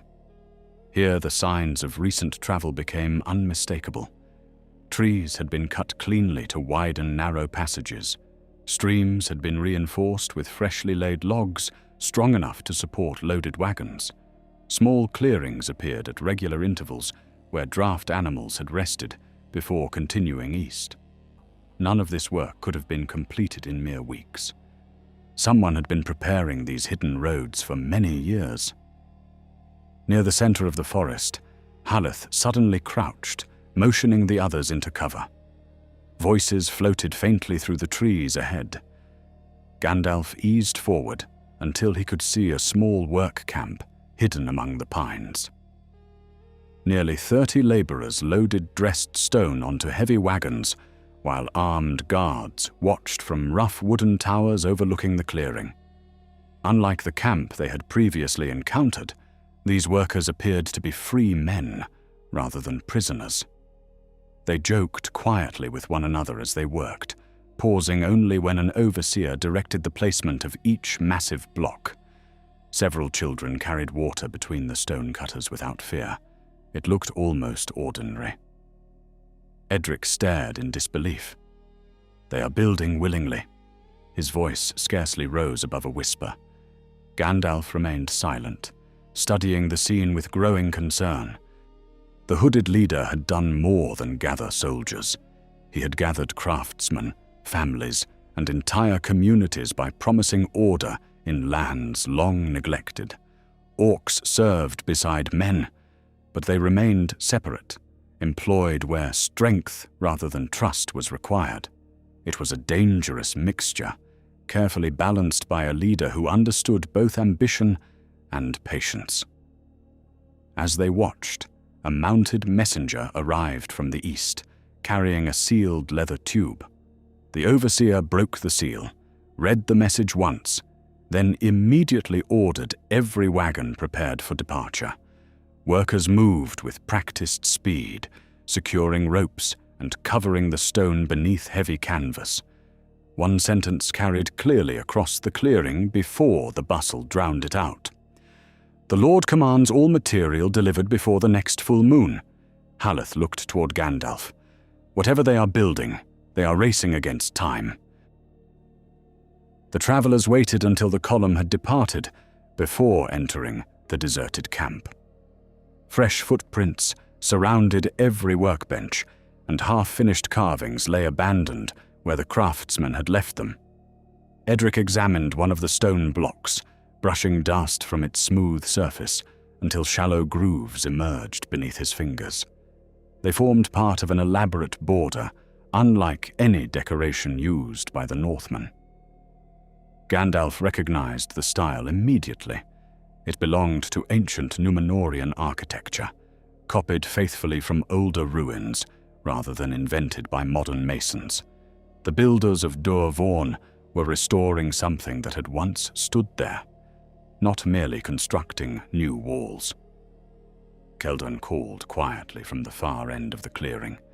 Hidden beneath a stack of timber lay several broken crates containing old parchments rescued from some forgotten ruin.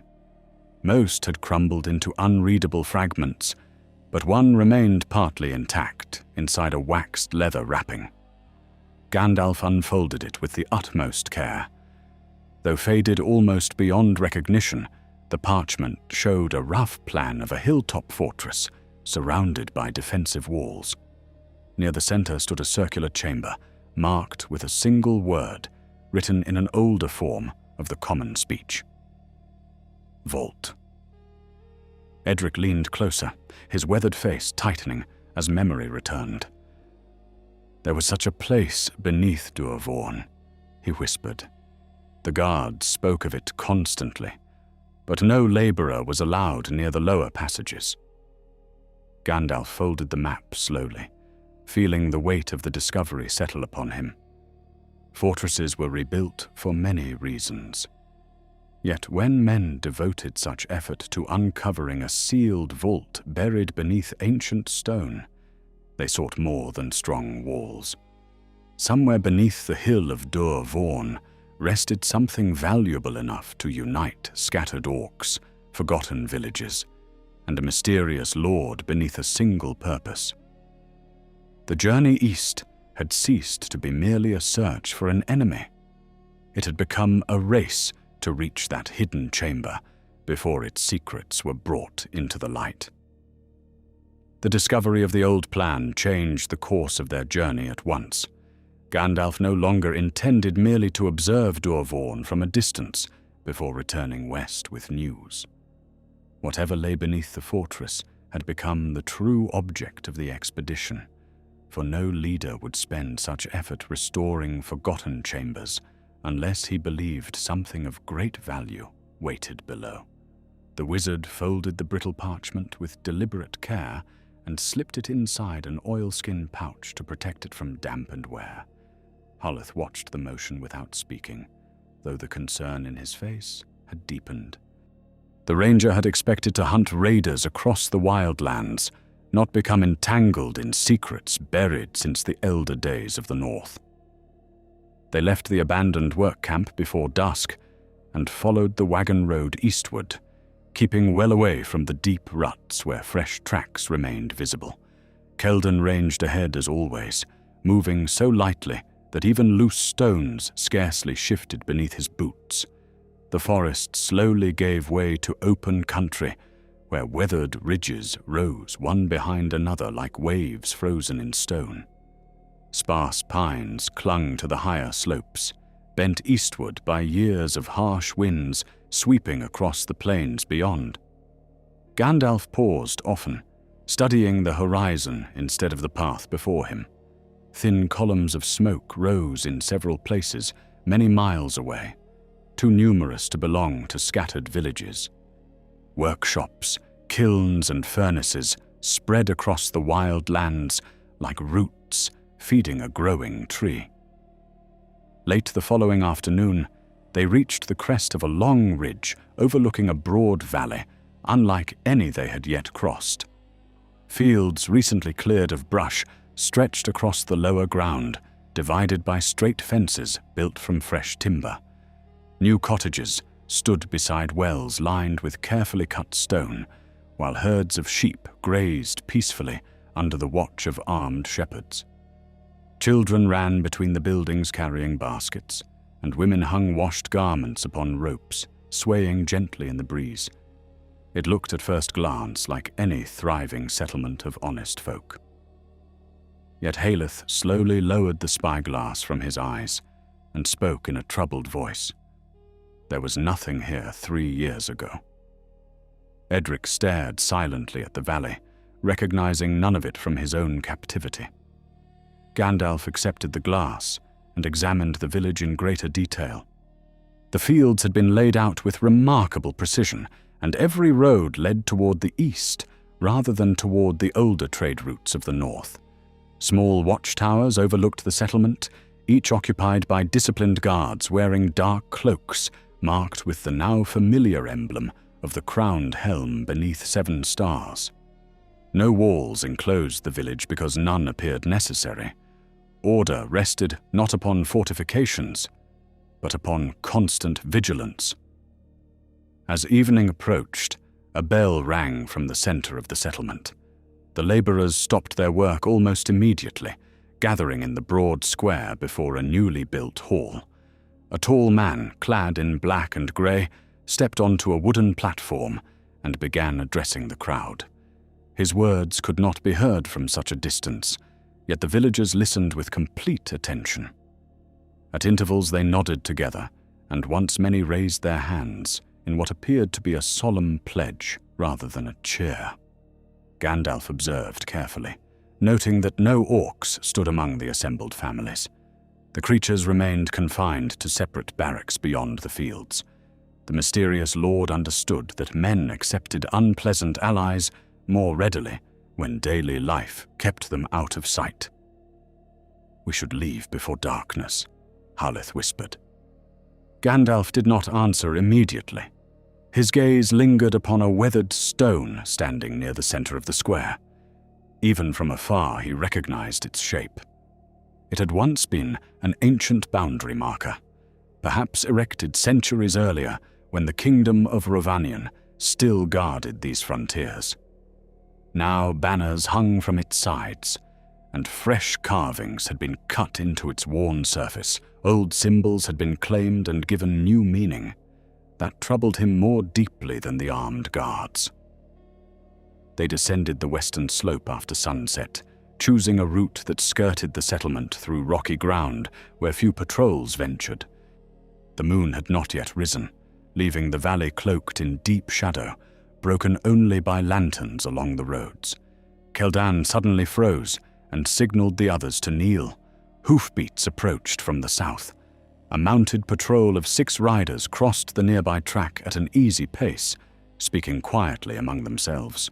One mentioned that another convoy had already reached Dorvorn before dawn, while another complained that the lower vault remained sealed despite weeks of digging. Gandalf listened intently until the voices faded into the night. That single remark confirmed the ancient map. The hidden chamber had resisted every effort to open it. The companions continued east until midnight, before making camp beneath an overhanging cliff hidden by twisted junipers. They dared not light a fire, settling instead for dried meat and cold water. The wind carried the faint scent of charcoal even here, mixed with fresh-cut timber and damp earth. Edric lay awake longer than the others, his thoughts plainly troubled. At last he turned toward Gandalf. If the vault has remained closed for so long, perhaps it should remain so forever. The wizard looked into the darkness before replying. Many doors are best left unopened. The difficulty lies in reaching them before those who think otherwise. Morning broke beneath heavy clouds that rolled low across the eastern sky. Rain began shortly after sunrise, turning dusty tracks into dark ribbons of mud and filling shallow hollows with cold water. The weather slowed travel, but concealed the company equally well, allowing them to approach roads that would otherwise have remained too exposed. Around midday, Seldan discovered a narrow drainage ditch running beside the old King's Road. Fresh wagon wheels had cut deep grooves through the soaked earth. Yet another set of tracks caught his attention. A single rider had left the main road during the storm and headed north across open country, avoiding every settlement along the way. The horse had traveled hard. Its hoofprints bit deeply into the mud. Haleth examined the trail with growing curiosity. A messenger, he guessed. Gandalf shook his head. No. A messenger would remain upon the road unless pursued. He pointed toward the uneven spacing of the hoofprints. This rider wished not to be seen. They followed the solitary trail across wind-swept hills until it disappeared into a shallow valley where a ruined shrine stood among broken standing stones. Ivy covered much of the ancient structure, and its roof had long since collapsed, exposing worn carvings to centuries of rain. The place had clearly been abandoned long before the rise of the new settlements. Inside the shrine, they found the rider's horse tethered quietly beneath a leaning wall. No guard stood nearby. Gandalf motioned for silence as the companions advanced through the fallen doorway. Voices echoed faintly from beneath the cracked stone floor. Haleth soon discovered the source. A concealed stair descending into darkness through a trapdoor hidden beneath loose flagstones. Fresh footprints covered every step. Whoever had come here had not intended the shrine itself to be their destination. They had descended into passages older than the ruins above. The underground corridor smelled of damp stone and stale air undisturbed for generations until recent weeks. Water dripped steadily from the ceiling, collecting in narrow channels worn smooth by time. The passage sloped gently downward before opening into a vaulted chamber supported by square pillars carved in the Númenórean fashion. Faded reliefs still adorned the walls, showing mailed guardians standing watch beside crowned kings whose faces had been chipped away by deliberate hands long ago. At the center of the chamber burned a single lantern. Beside it knelt the rider they had tracked, carefully copying symbols from a weathered stone tablet onto fresh parchment. The choking cloud spread through the underground chamber with surprising speed, clinging to the damp air until the carved pillars vanished behind shifting curtains of gray. Gandalf covered his mouth with the edge of his cloak, while raising his staff just high enough for its tip to emit a soft white glow. It was no blinding flash like the one that had scattered riders in the valley, but a steady light that pierced the dust well enough to reveal the nearest walls. Haleth and Keldon pressed close together, careful not to lose sight of one another in the confusion.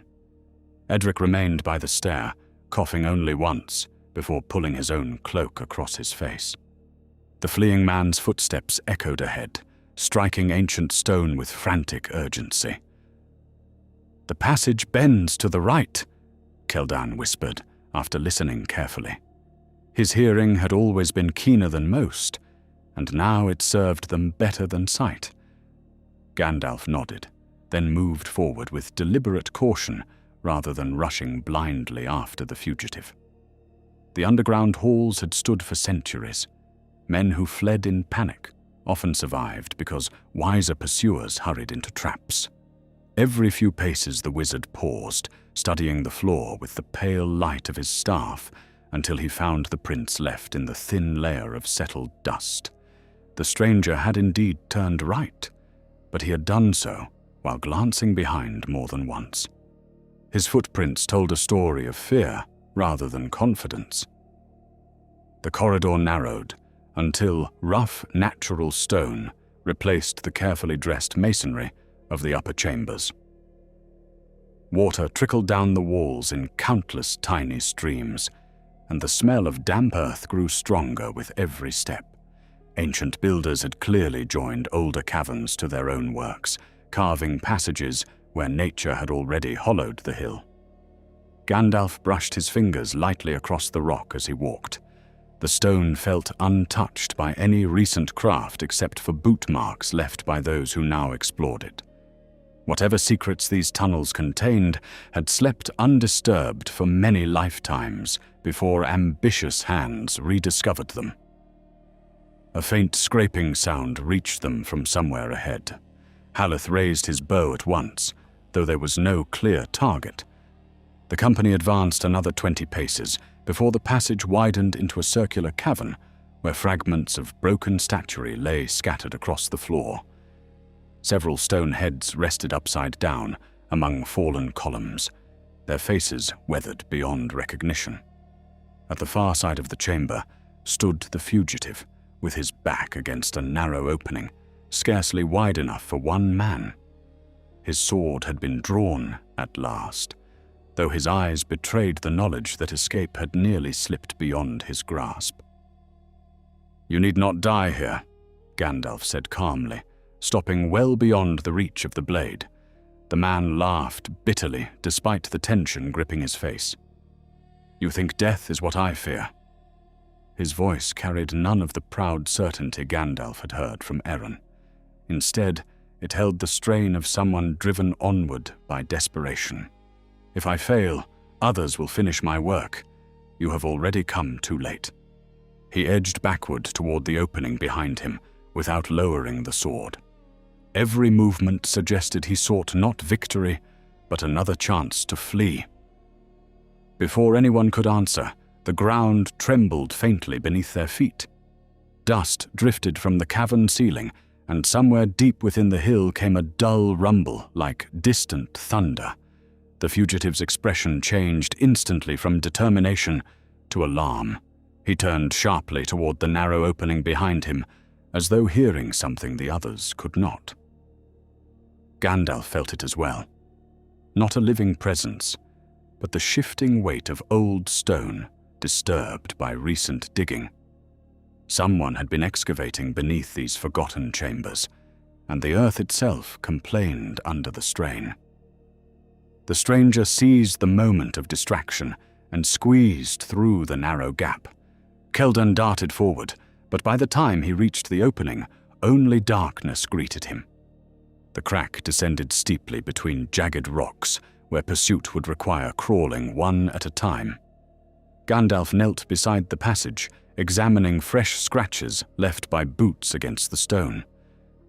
"Leave him," he said quietly. "He knows these tunnels better than we do." Haleth frowned in frustration, yet he trusted the wizard's judgment enough to step back. Chasing one frightened messenger deeper underground might cost them everything else they had come to learn. Instead, they examined the cavern itself. Edric discovered that several of the broken statues still rested upon carved bases, bearing faded inscriptions in an older form of the common speech. Time had erased many letters, but enough remained for Gandalf to recognize their purpose. They commemorated captains appointed to guard the eastern frontier during the last centuries of the Kingdom of Rhovanion. This place had once served not as a shrine, but as a hidden meeting hall where commanders planned the defense of the wild borderlands. The realization fit neatly with the map recovered from the work camp. The network of forgotten passages stretched far beyond Duervorn itself. Near the center of the chamber, Haleth uncovered something half-buried beneath fallen stone. It was a wooden chest reinforced with bronze bands, now green from age. Unlike the surrounding ruins, the lock had been broken only recently. Someone else had reached it first. Inside remained little beyond scraps of decayed cloth and a handful of wax seals crushed beneath careless boots. One seal, however, had escaped destruction by falling into a crack between the boards.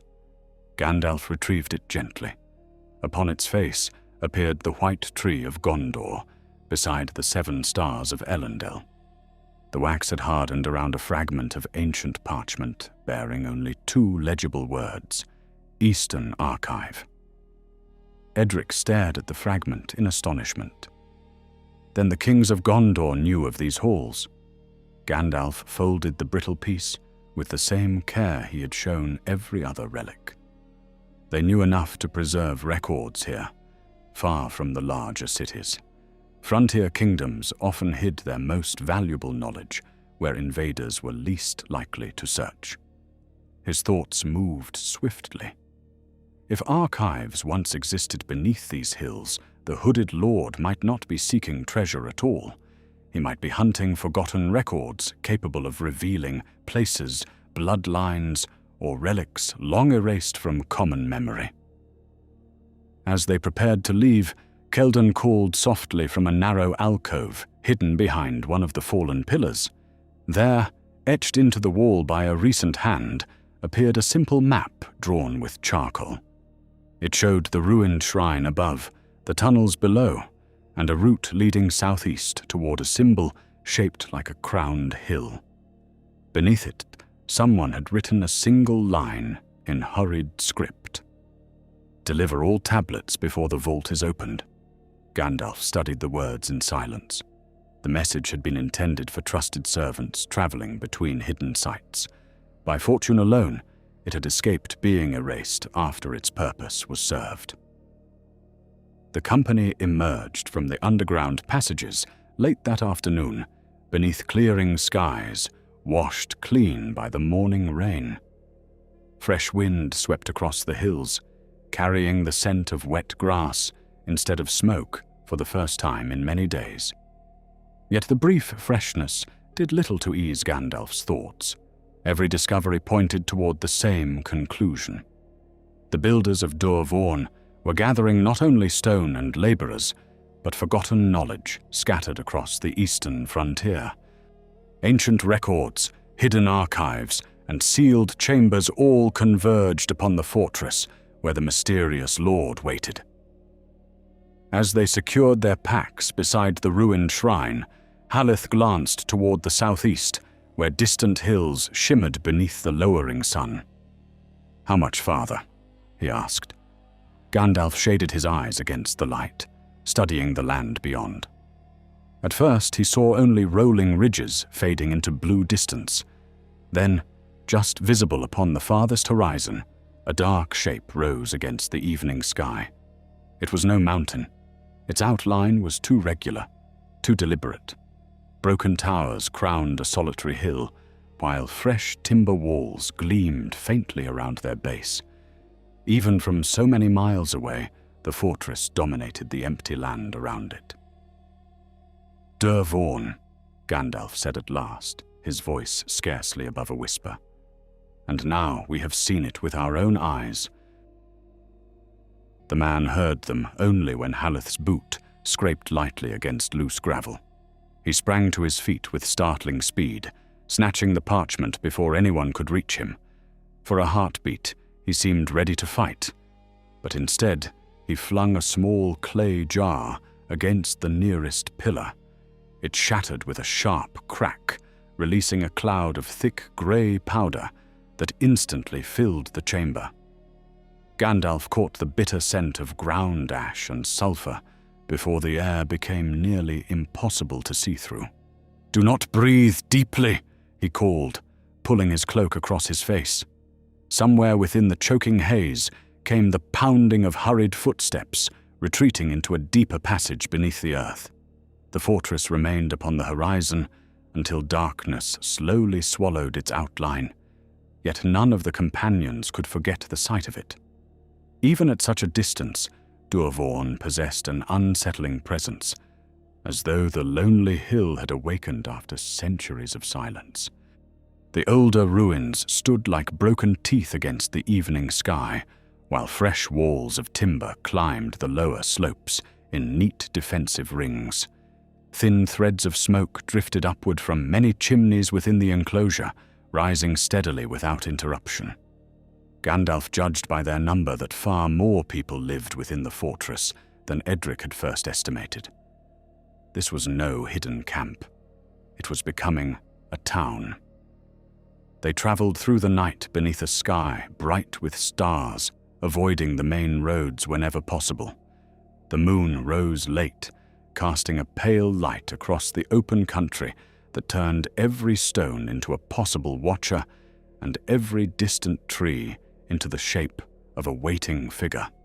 Haleth chose their course carefully, guiding them through shallow gullies and patches of scrub where mounted patrols would struggle to follow. More than once they halted without warning while riders passed upon nearby roads, carrying hooded lanterns that revealed little beyond the hooves of their horses. The patrols moved with practiced confidence, suggesting they no longer feared discovery. That confidence worried Gandalf more than any display of force. Shortly before dawn, they reached the banks of a narrow river, winding through reeds and willow trees. The current was swift, but shallow enough to cross without great difficulty, though the icy water numbed their legs almost at once. On the eastern bank, Celedan discovered a series of narrow posts driven into the mud at regular intervals. Fresh rope fibers clung to several of them, and worn footprints surrounded the area. Barges had been moored here recently. Gandalf looked downstream where the river curved toward the distant hill of Duervorn. Heavy stone traveled far more easily upon water than rough roads. Another hidden supply route revealed itself. As morning light spread across the valley, they concealed themselves among thick reeds overlooking the river. Before long, the faint creak of timber drifted upstream. Two flat-bottomed barges rounded the bend, each piled high with dressed stone covered beneath coarse canvas. Men poled them steadily against the current, while armed guards watched from both banks. No orcs accompanied this convoy. Instead, disciplined workers wearing the emblem of the crowned helm carried short swords and sturdy bows, speaking little as they advanced. Haleth counted nearly 40 men between the vessels and their escort. This single shipment represented only one morning's labor. Gandalf remained perfectly still until the barges disappeared beyond another bend. "Everything flows toward the fortress," he said quietly. "Stone, iron, timber, food, records, and people. None of it is gathered without purpose." Edric nodded grimly. No lord builds such a place merely to defend himself. The old smith pointed toward the distant smoke, now visible above the trees. "He intends others to come to him." The wizard agreed, though another thought troubled him more deeply. A fortress could be rebuilt in years. A kingdom required generations unless its foundations had been prepared long in advance. By midday, the companions reached a line of low hills overlooking the broad plain surrounding Duervorn. From there, they saw the fortress clearly for the first time. Ancient walls of dark stone crowned the summit, many still broken, yet unmistakably strong despite their age. Around them rose new towers built from fresh timber and pale limestone hauled from the distant quarries. Hundreds of workers moved across the slopes like ants, raising scaffolding, shaping blocks, and reinforcing gates beneath the watch of armed overseers. Great furnaces burned along the northern side, their smoke joining the haze that Gandalf had seen from so many miles away. The scale of the undertaking exceeded every rumor. Edric quietly pointed toward the western face of the hill. There, hidden behind newly built workshops, stood the weathered remains of the original gatehouse through which prisoners had once entered. Gandalf followed the old smith's finger until he noticed another detail. A section of the hill beneath the oldest tower had been stripped almost bare of earth, exposing massive stonework descending deep into the ground. Scores of laborers carried rubble away in endless lines, while engineers directed the excavation with measured precision. They were not simply repairing foundations, they were uncovering something buried beneath them. Haleth unfolded the spyglass once more and slowly swept it across the fortress. Suddenly he stiffened. Movement. Gandalf accepted the glass and focused upon the central courtyard. The hooded lord stood there, surrounded by officers, his black cloak unmistakable even at that distance. Beside him knelt several masons, studying a large stone slab newly raised from the excavation below. The mysterious leader bent over the object for several moments before giving a series of calm instructions. Workers immediately scattered in every direction. Within minutes, additional guards formed a ring around the exposed chamber beneath the hill. "They have found something," Keldan whispered. No one answered because the truth had become painfully obvious. Whatever had lain hidden beneath Dorvorn was beginning to emerge into daylight. The companions withdrew from the ridge before any distant watcher might notice reflected sunlight from the spyglass. Hidden within a grove of wind-bent pines, they considered their next step while sharing the last of their dried provisions. Haleth favored slipping into the fortress after nightfall, trusting his knowledge of stealth over any larger plan. Edric argued that too many unfamiliar passages lay beneath the hill for 4 travelers to navigate safely. Keldan suggested capturing another courier who might possess maps of the lower works. Gandalf listened to every proposal without interruption, weighing each against the little time remaining. At last, the wizard spoke. "The excavation changes everything. If the chamber beneath the hill has been opened, we cannot remain outside, gathering fragments, while the enemy reaches the heart of his search." He drew the recovered parchment, showing the old fortress plan, and spread it across the ground, beside the charcoal sketch taken from the underground shrine. The 2 maps aligned more closely than anyone had expected. One narrow passage marked centuries earlier approached the central vault from the southern hillside rather than the main gate. Time had nearly erased it from memory, but not entirely. "There is another entrance," Gandalf said quietly, "hidden before the fortress fell into ruin." Edric leaned closer until his weathered finger rested upon a tiny mark near the edge of the parchment. "I remember this." His voice trembled, not from fear, but from sudden recognition. "When I was taken to the lower works, one overseer warned us never to stray toward an old, collapsed tunnel south of the hill. They claimed it had caved in generations ago." Gandalf looked up. "Did you see it yourself?" The smith nodded slowly. "Only from a distance. It lay beneath thorn bushes and broken stone. No guard stood there because everyone believed it useless." The wizard carefully rolled the maps and returned them to his pack. Beyond the pines, the distant sound of hammers drifted across the plain without pause, joined now and then by the groan of heavy winches lifting ancient stone into the sunlight. Dorvorn labored like a living creature determined to awaken before anyone could stop it. Gandalf rose, leaning upon his staff as he gazed once more toward the fortress, crowning the lonely hill. "Tonight," he said at last, "we leave the open road behind." Before another dawn rises, we shall walk beneath the stones of Dúr Mhorn itself." Night settled slowly across the plains, and with it, the sounds of Dúr Mhorn changed.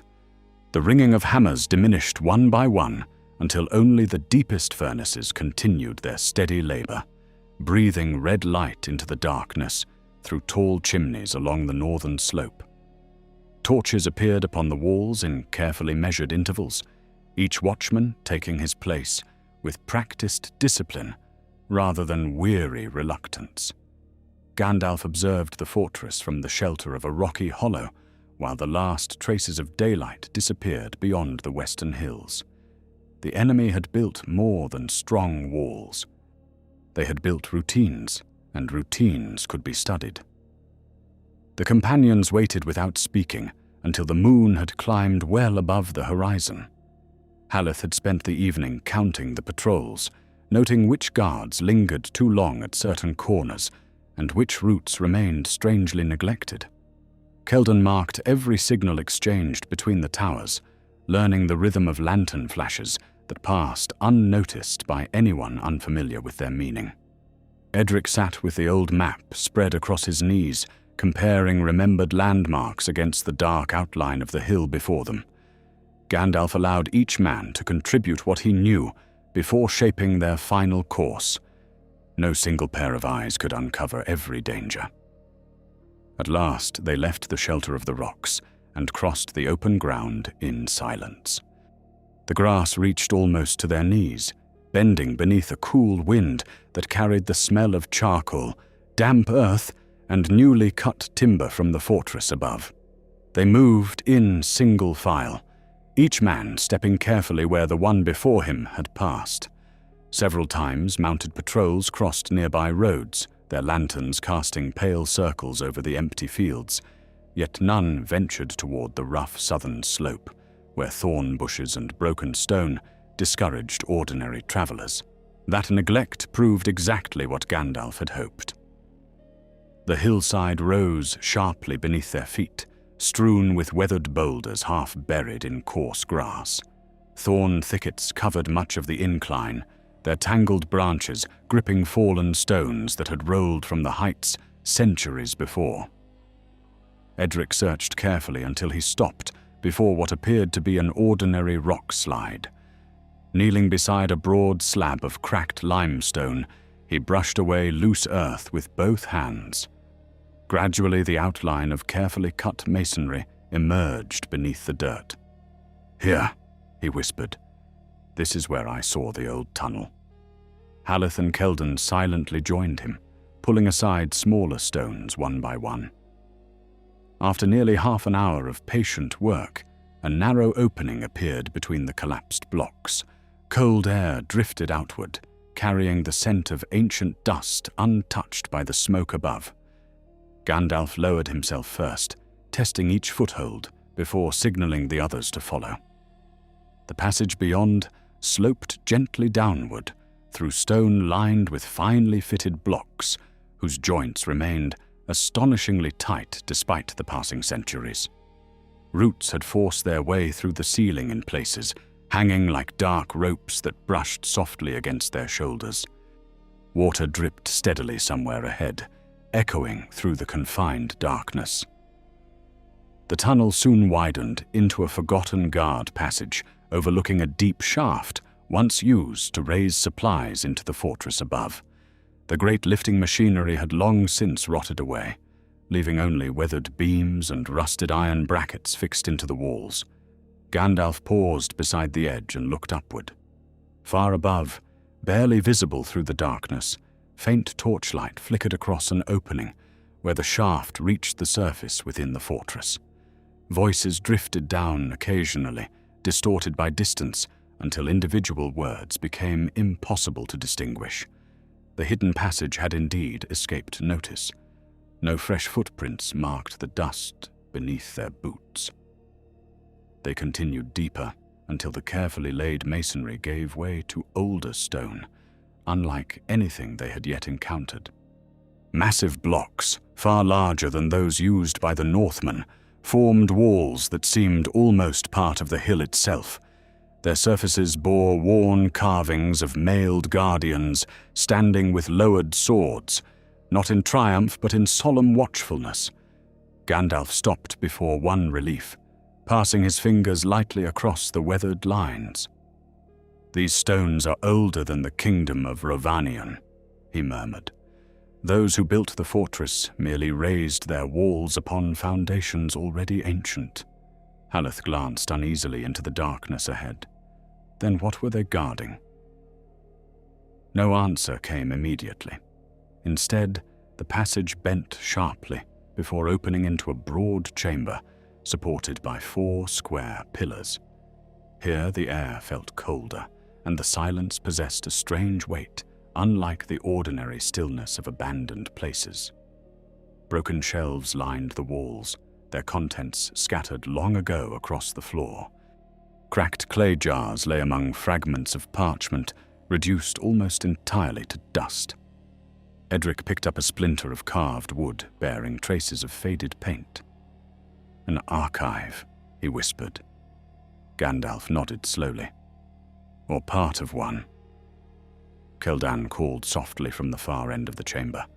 Hidden behind a fallen pillar stood a heavy bronze door hanging slightly open upon one twisted hinge.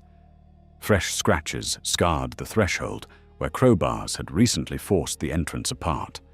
Beyond the doorway stretched another corridor, illuminated by faint orange light flickering somewhere in the distance.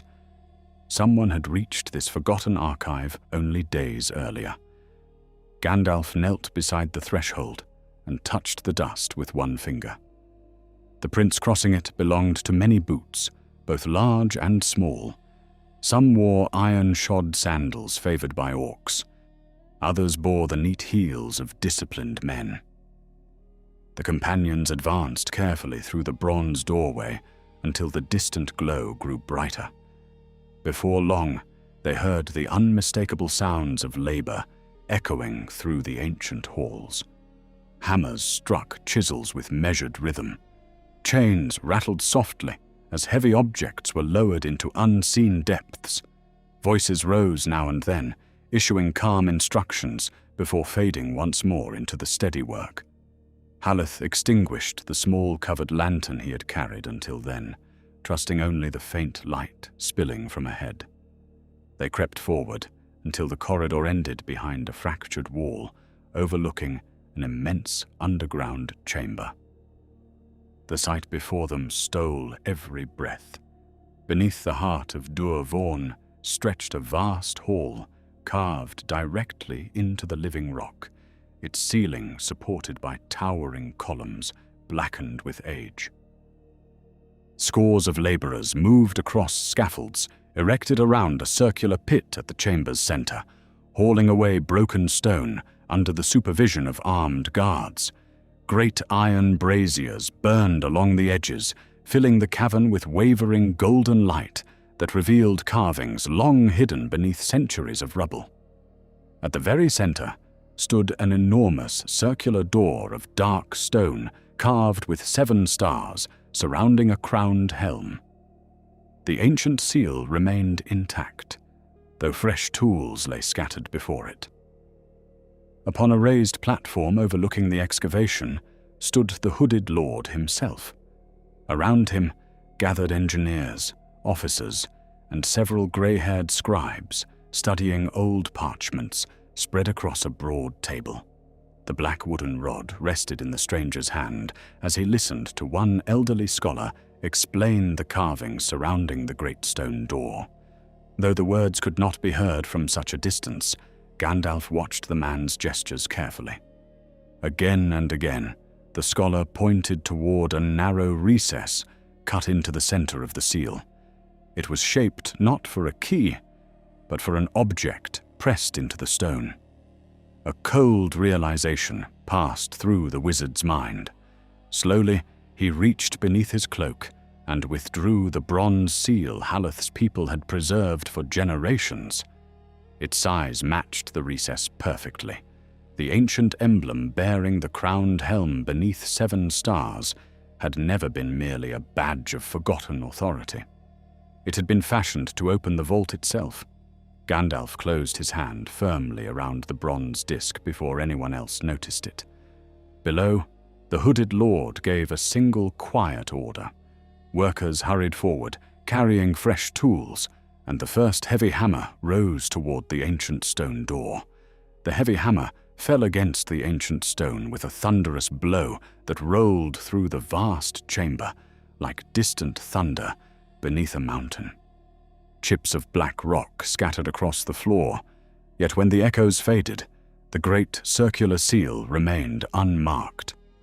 A second hammer followed, swung by 4 laborers together, striking with enough force to crack ordinary masonry.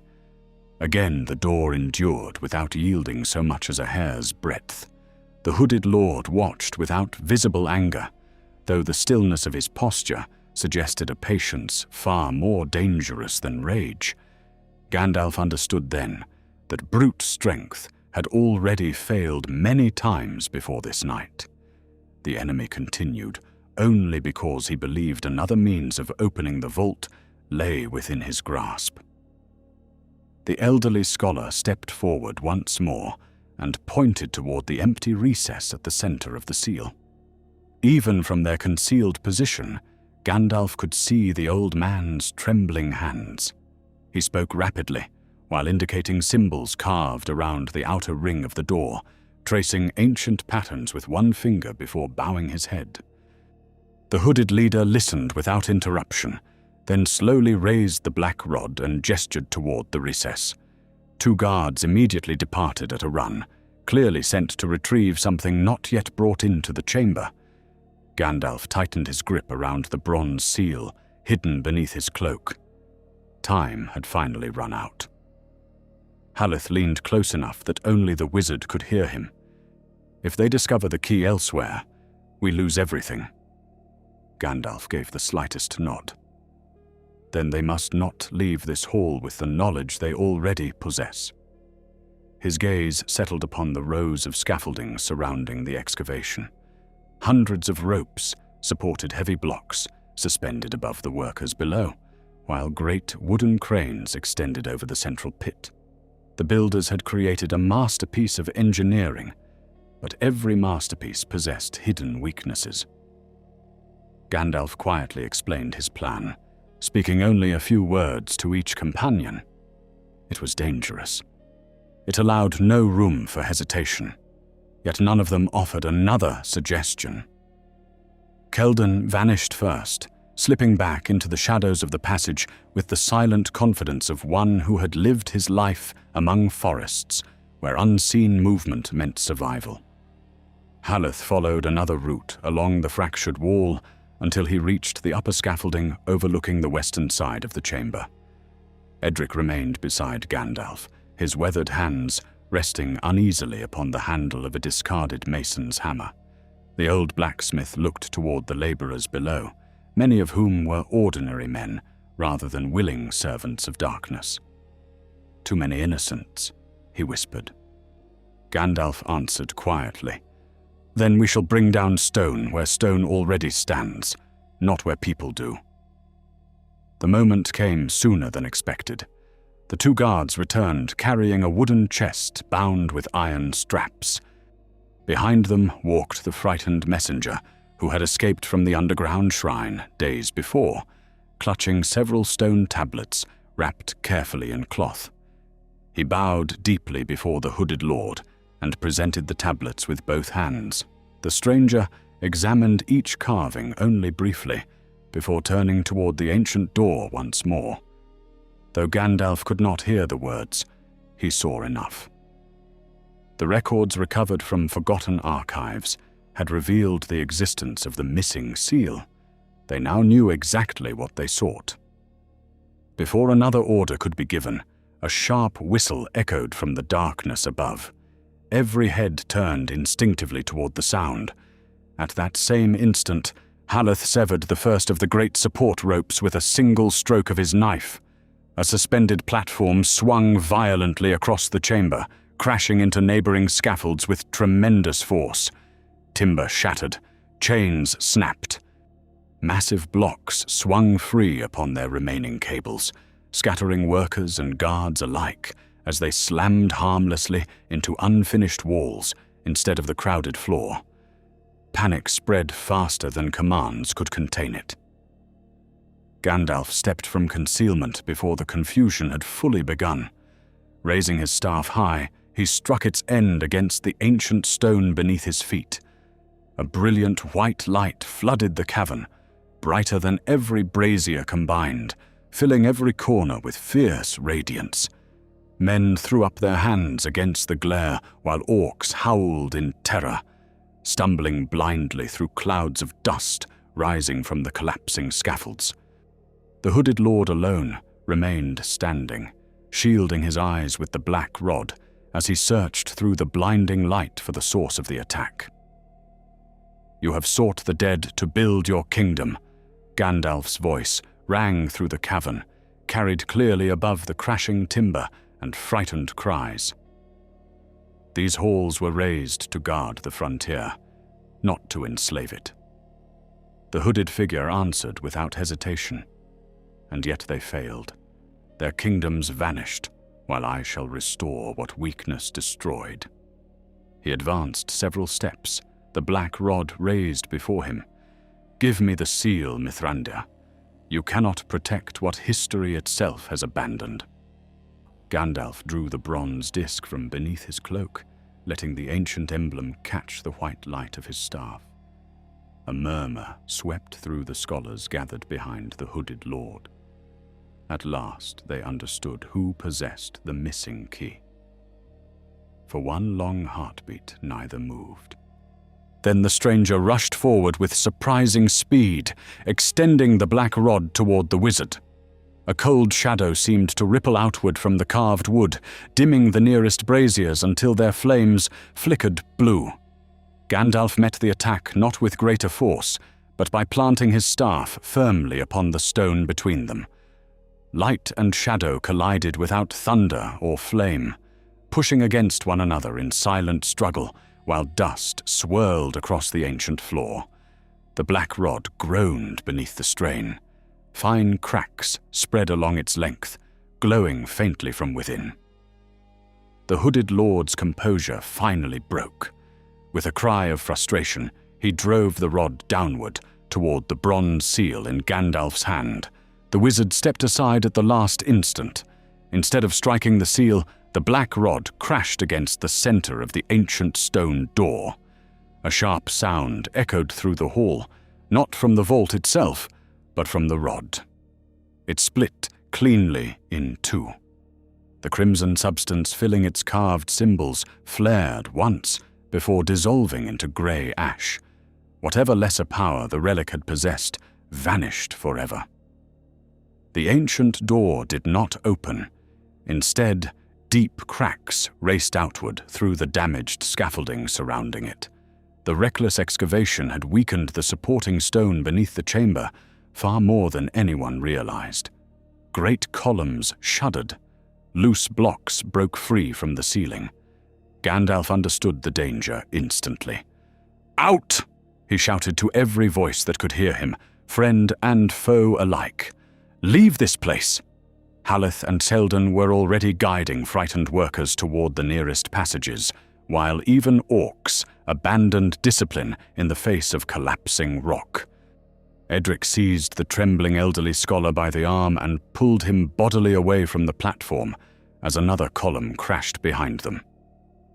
The hooded lord remained beside the vault until the final moments, staring with disbelief at the unopened seal that had consumed so many years of planning.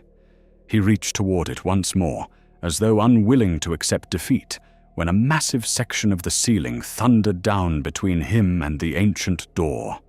Dust exploded upward in a choking cloud.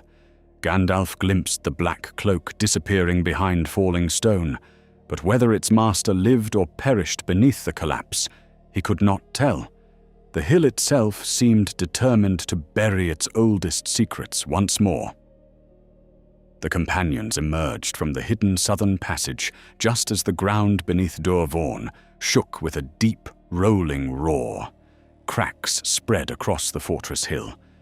Several newly built towers leaned dangerously before collapsing into clouds of dust. while sections of unfinished wall crumbled down the slopes. Workers fled in every direction, carrying little more than their own lives. The ancient foundations endured, but every reckless addition raised upon them gave way beneath the strain. The great project that had consumed so many years unraveled in a single morning. From a distant ridge, Gandalf, Haleth, Keldon, and Edric watched the survivors scatter across the plains. Without the hidden vault, without the broken rod, and without the carefully organized works that had sustained them, the mysterious brotherhood dissolved almost as quickly as it had risen. Many laborers returned to their homes. Others cast aside the emblem of the crowned helm and vanished into the wild lands. The scattered orc bands, deprived of firm leadership, soon turned against one another as they always had. The danger had been real, but it had been broken before it could spread across Middle-earth. As the sun climbed higher, Gandalf took the bronze seal from his pouch one final time. He looked at the ancient emblem for several quiet moments before carrying it to a lonely hill overlooking the ruined fortress. There he buried it beneath a weathered standing stone where no passing traveler would think to search. Some doors, he reflected, remained safest when even their keys were forgotten. Without another word he turned westward, his grey cloak stirring in the morning wind, while behind him the wild lands settled once more into silence. No songs would be sung of Dor-Vorn in the halls of kings, yet the peace of many unseen villages endured because one hidden shadow had been extinguished before it could become a greater darkness. If you have walked this road from its first quiet morning beneath the misty mountains to the fallen stones of Dor-Vorn, you have seen that the greatest dangers in Middle-earth rarely begin with armies. They begin with promises that sound reasonable to weary hearts. A forgotten village longs for safety, a lonely frontier longs for order, and a man who offers both may appear wiser than any distant king. Yet in Tolkien's world, evil seldom creates. It gathers what already exists, twists old loyalties, borrows forgotten symbols, and clothes itself in the memory of nobler days. That is why Gandalf looked not only at swords and walls, but at roads, storehouses, maps, and frightened people. For these quiet things reveal the true shape of power long before battles do. You may have noticed that victory here did not come through overwhelming strength. Gandalf did not conquer a kingdom, nor did he uncover some hidden weapon capable of sweeping every shadow away. Instead, he preserved what should remain buried, rescued those who could still choose another path, and denied a servant of darkness the chance to turn the past into a chain for the living. Such victories rarely fill the songs of great halls, yet they are the victories upon which later ages quietly depend. In Middle-earth, many of the most important deeds pass unnoticed, because the greatest triumph is often that disaster never comes to pass. The road remains open, children return safely to their homes, and the world continues without ever knowing how close it came to another sorrow. There is another thread woven through this tale, one that belongs deeply to Tolkien's vision. Mercy is never weakness, because no heart is beyond temptation, and no people are born already lost. Gandalf saw that many who served the Lord of Dor-Vorn were not driven first by cruelty, but by fear, neglect, and the longing for protection. He opposed them when he had to, yet he never forgot the difference between those who sought dominion and those who had been persuaded to carry its burden. Even in the deepest darkness, judgment without compassion leaves only another emptiness waiting to be filled by the next tyrant. Hope endures because someone still believes another choice is possible. You have also seen that the ancient stones themselves mattered. Ruins in Middle-earth are never merely broken walls. They remember the hands that raised them, the oaths once spoken within them, and the purpose for which they were built. When the servants of darkness sought to reclaim those places, they believed history belonged to whoever possessed its relics. Gandalf understood something greater. The worth of the past does not lie in crowns, hidden vaults, or forgotten emblems, but in the wisdom carried forward by those who refuse to repeat old failures. The truest inheritance is not power preserved beneath stone. It is courage carried quietly from one generation to the next. And so, when you leave these wild lands behind, remember not the collapsing fortress, nor the nameless lord who vanished beneath its ruins. Remember instead the old pilgrim walking a lonely road because a few scattered rumors deserved to be heard. Remember the ranger who kept watch when no king stood beside him, the blacksmith who returned to face the place of his captivity, and the ordinary families whose lives were worth more than any hidden treasure beneath the earth. At the beginning of this journey, dawn touched the frost upon the eastern slopes of the misty mountains, and an old man walked onward with staff in hand, while the world seemed quiet. When you imagine that same road once more, the wind still carries the scent of pine and melting snow. The mountains still stand beneath the morning light, and somewhere beyond the next bend, Gandalf continues his patient walk, seeking the small shadows before they can grow into great ones.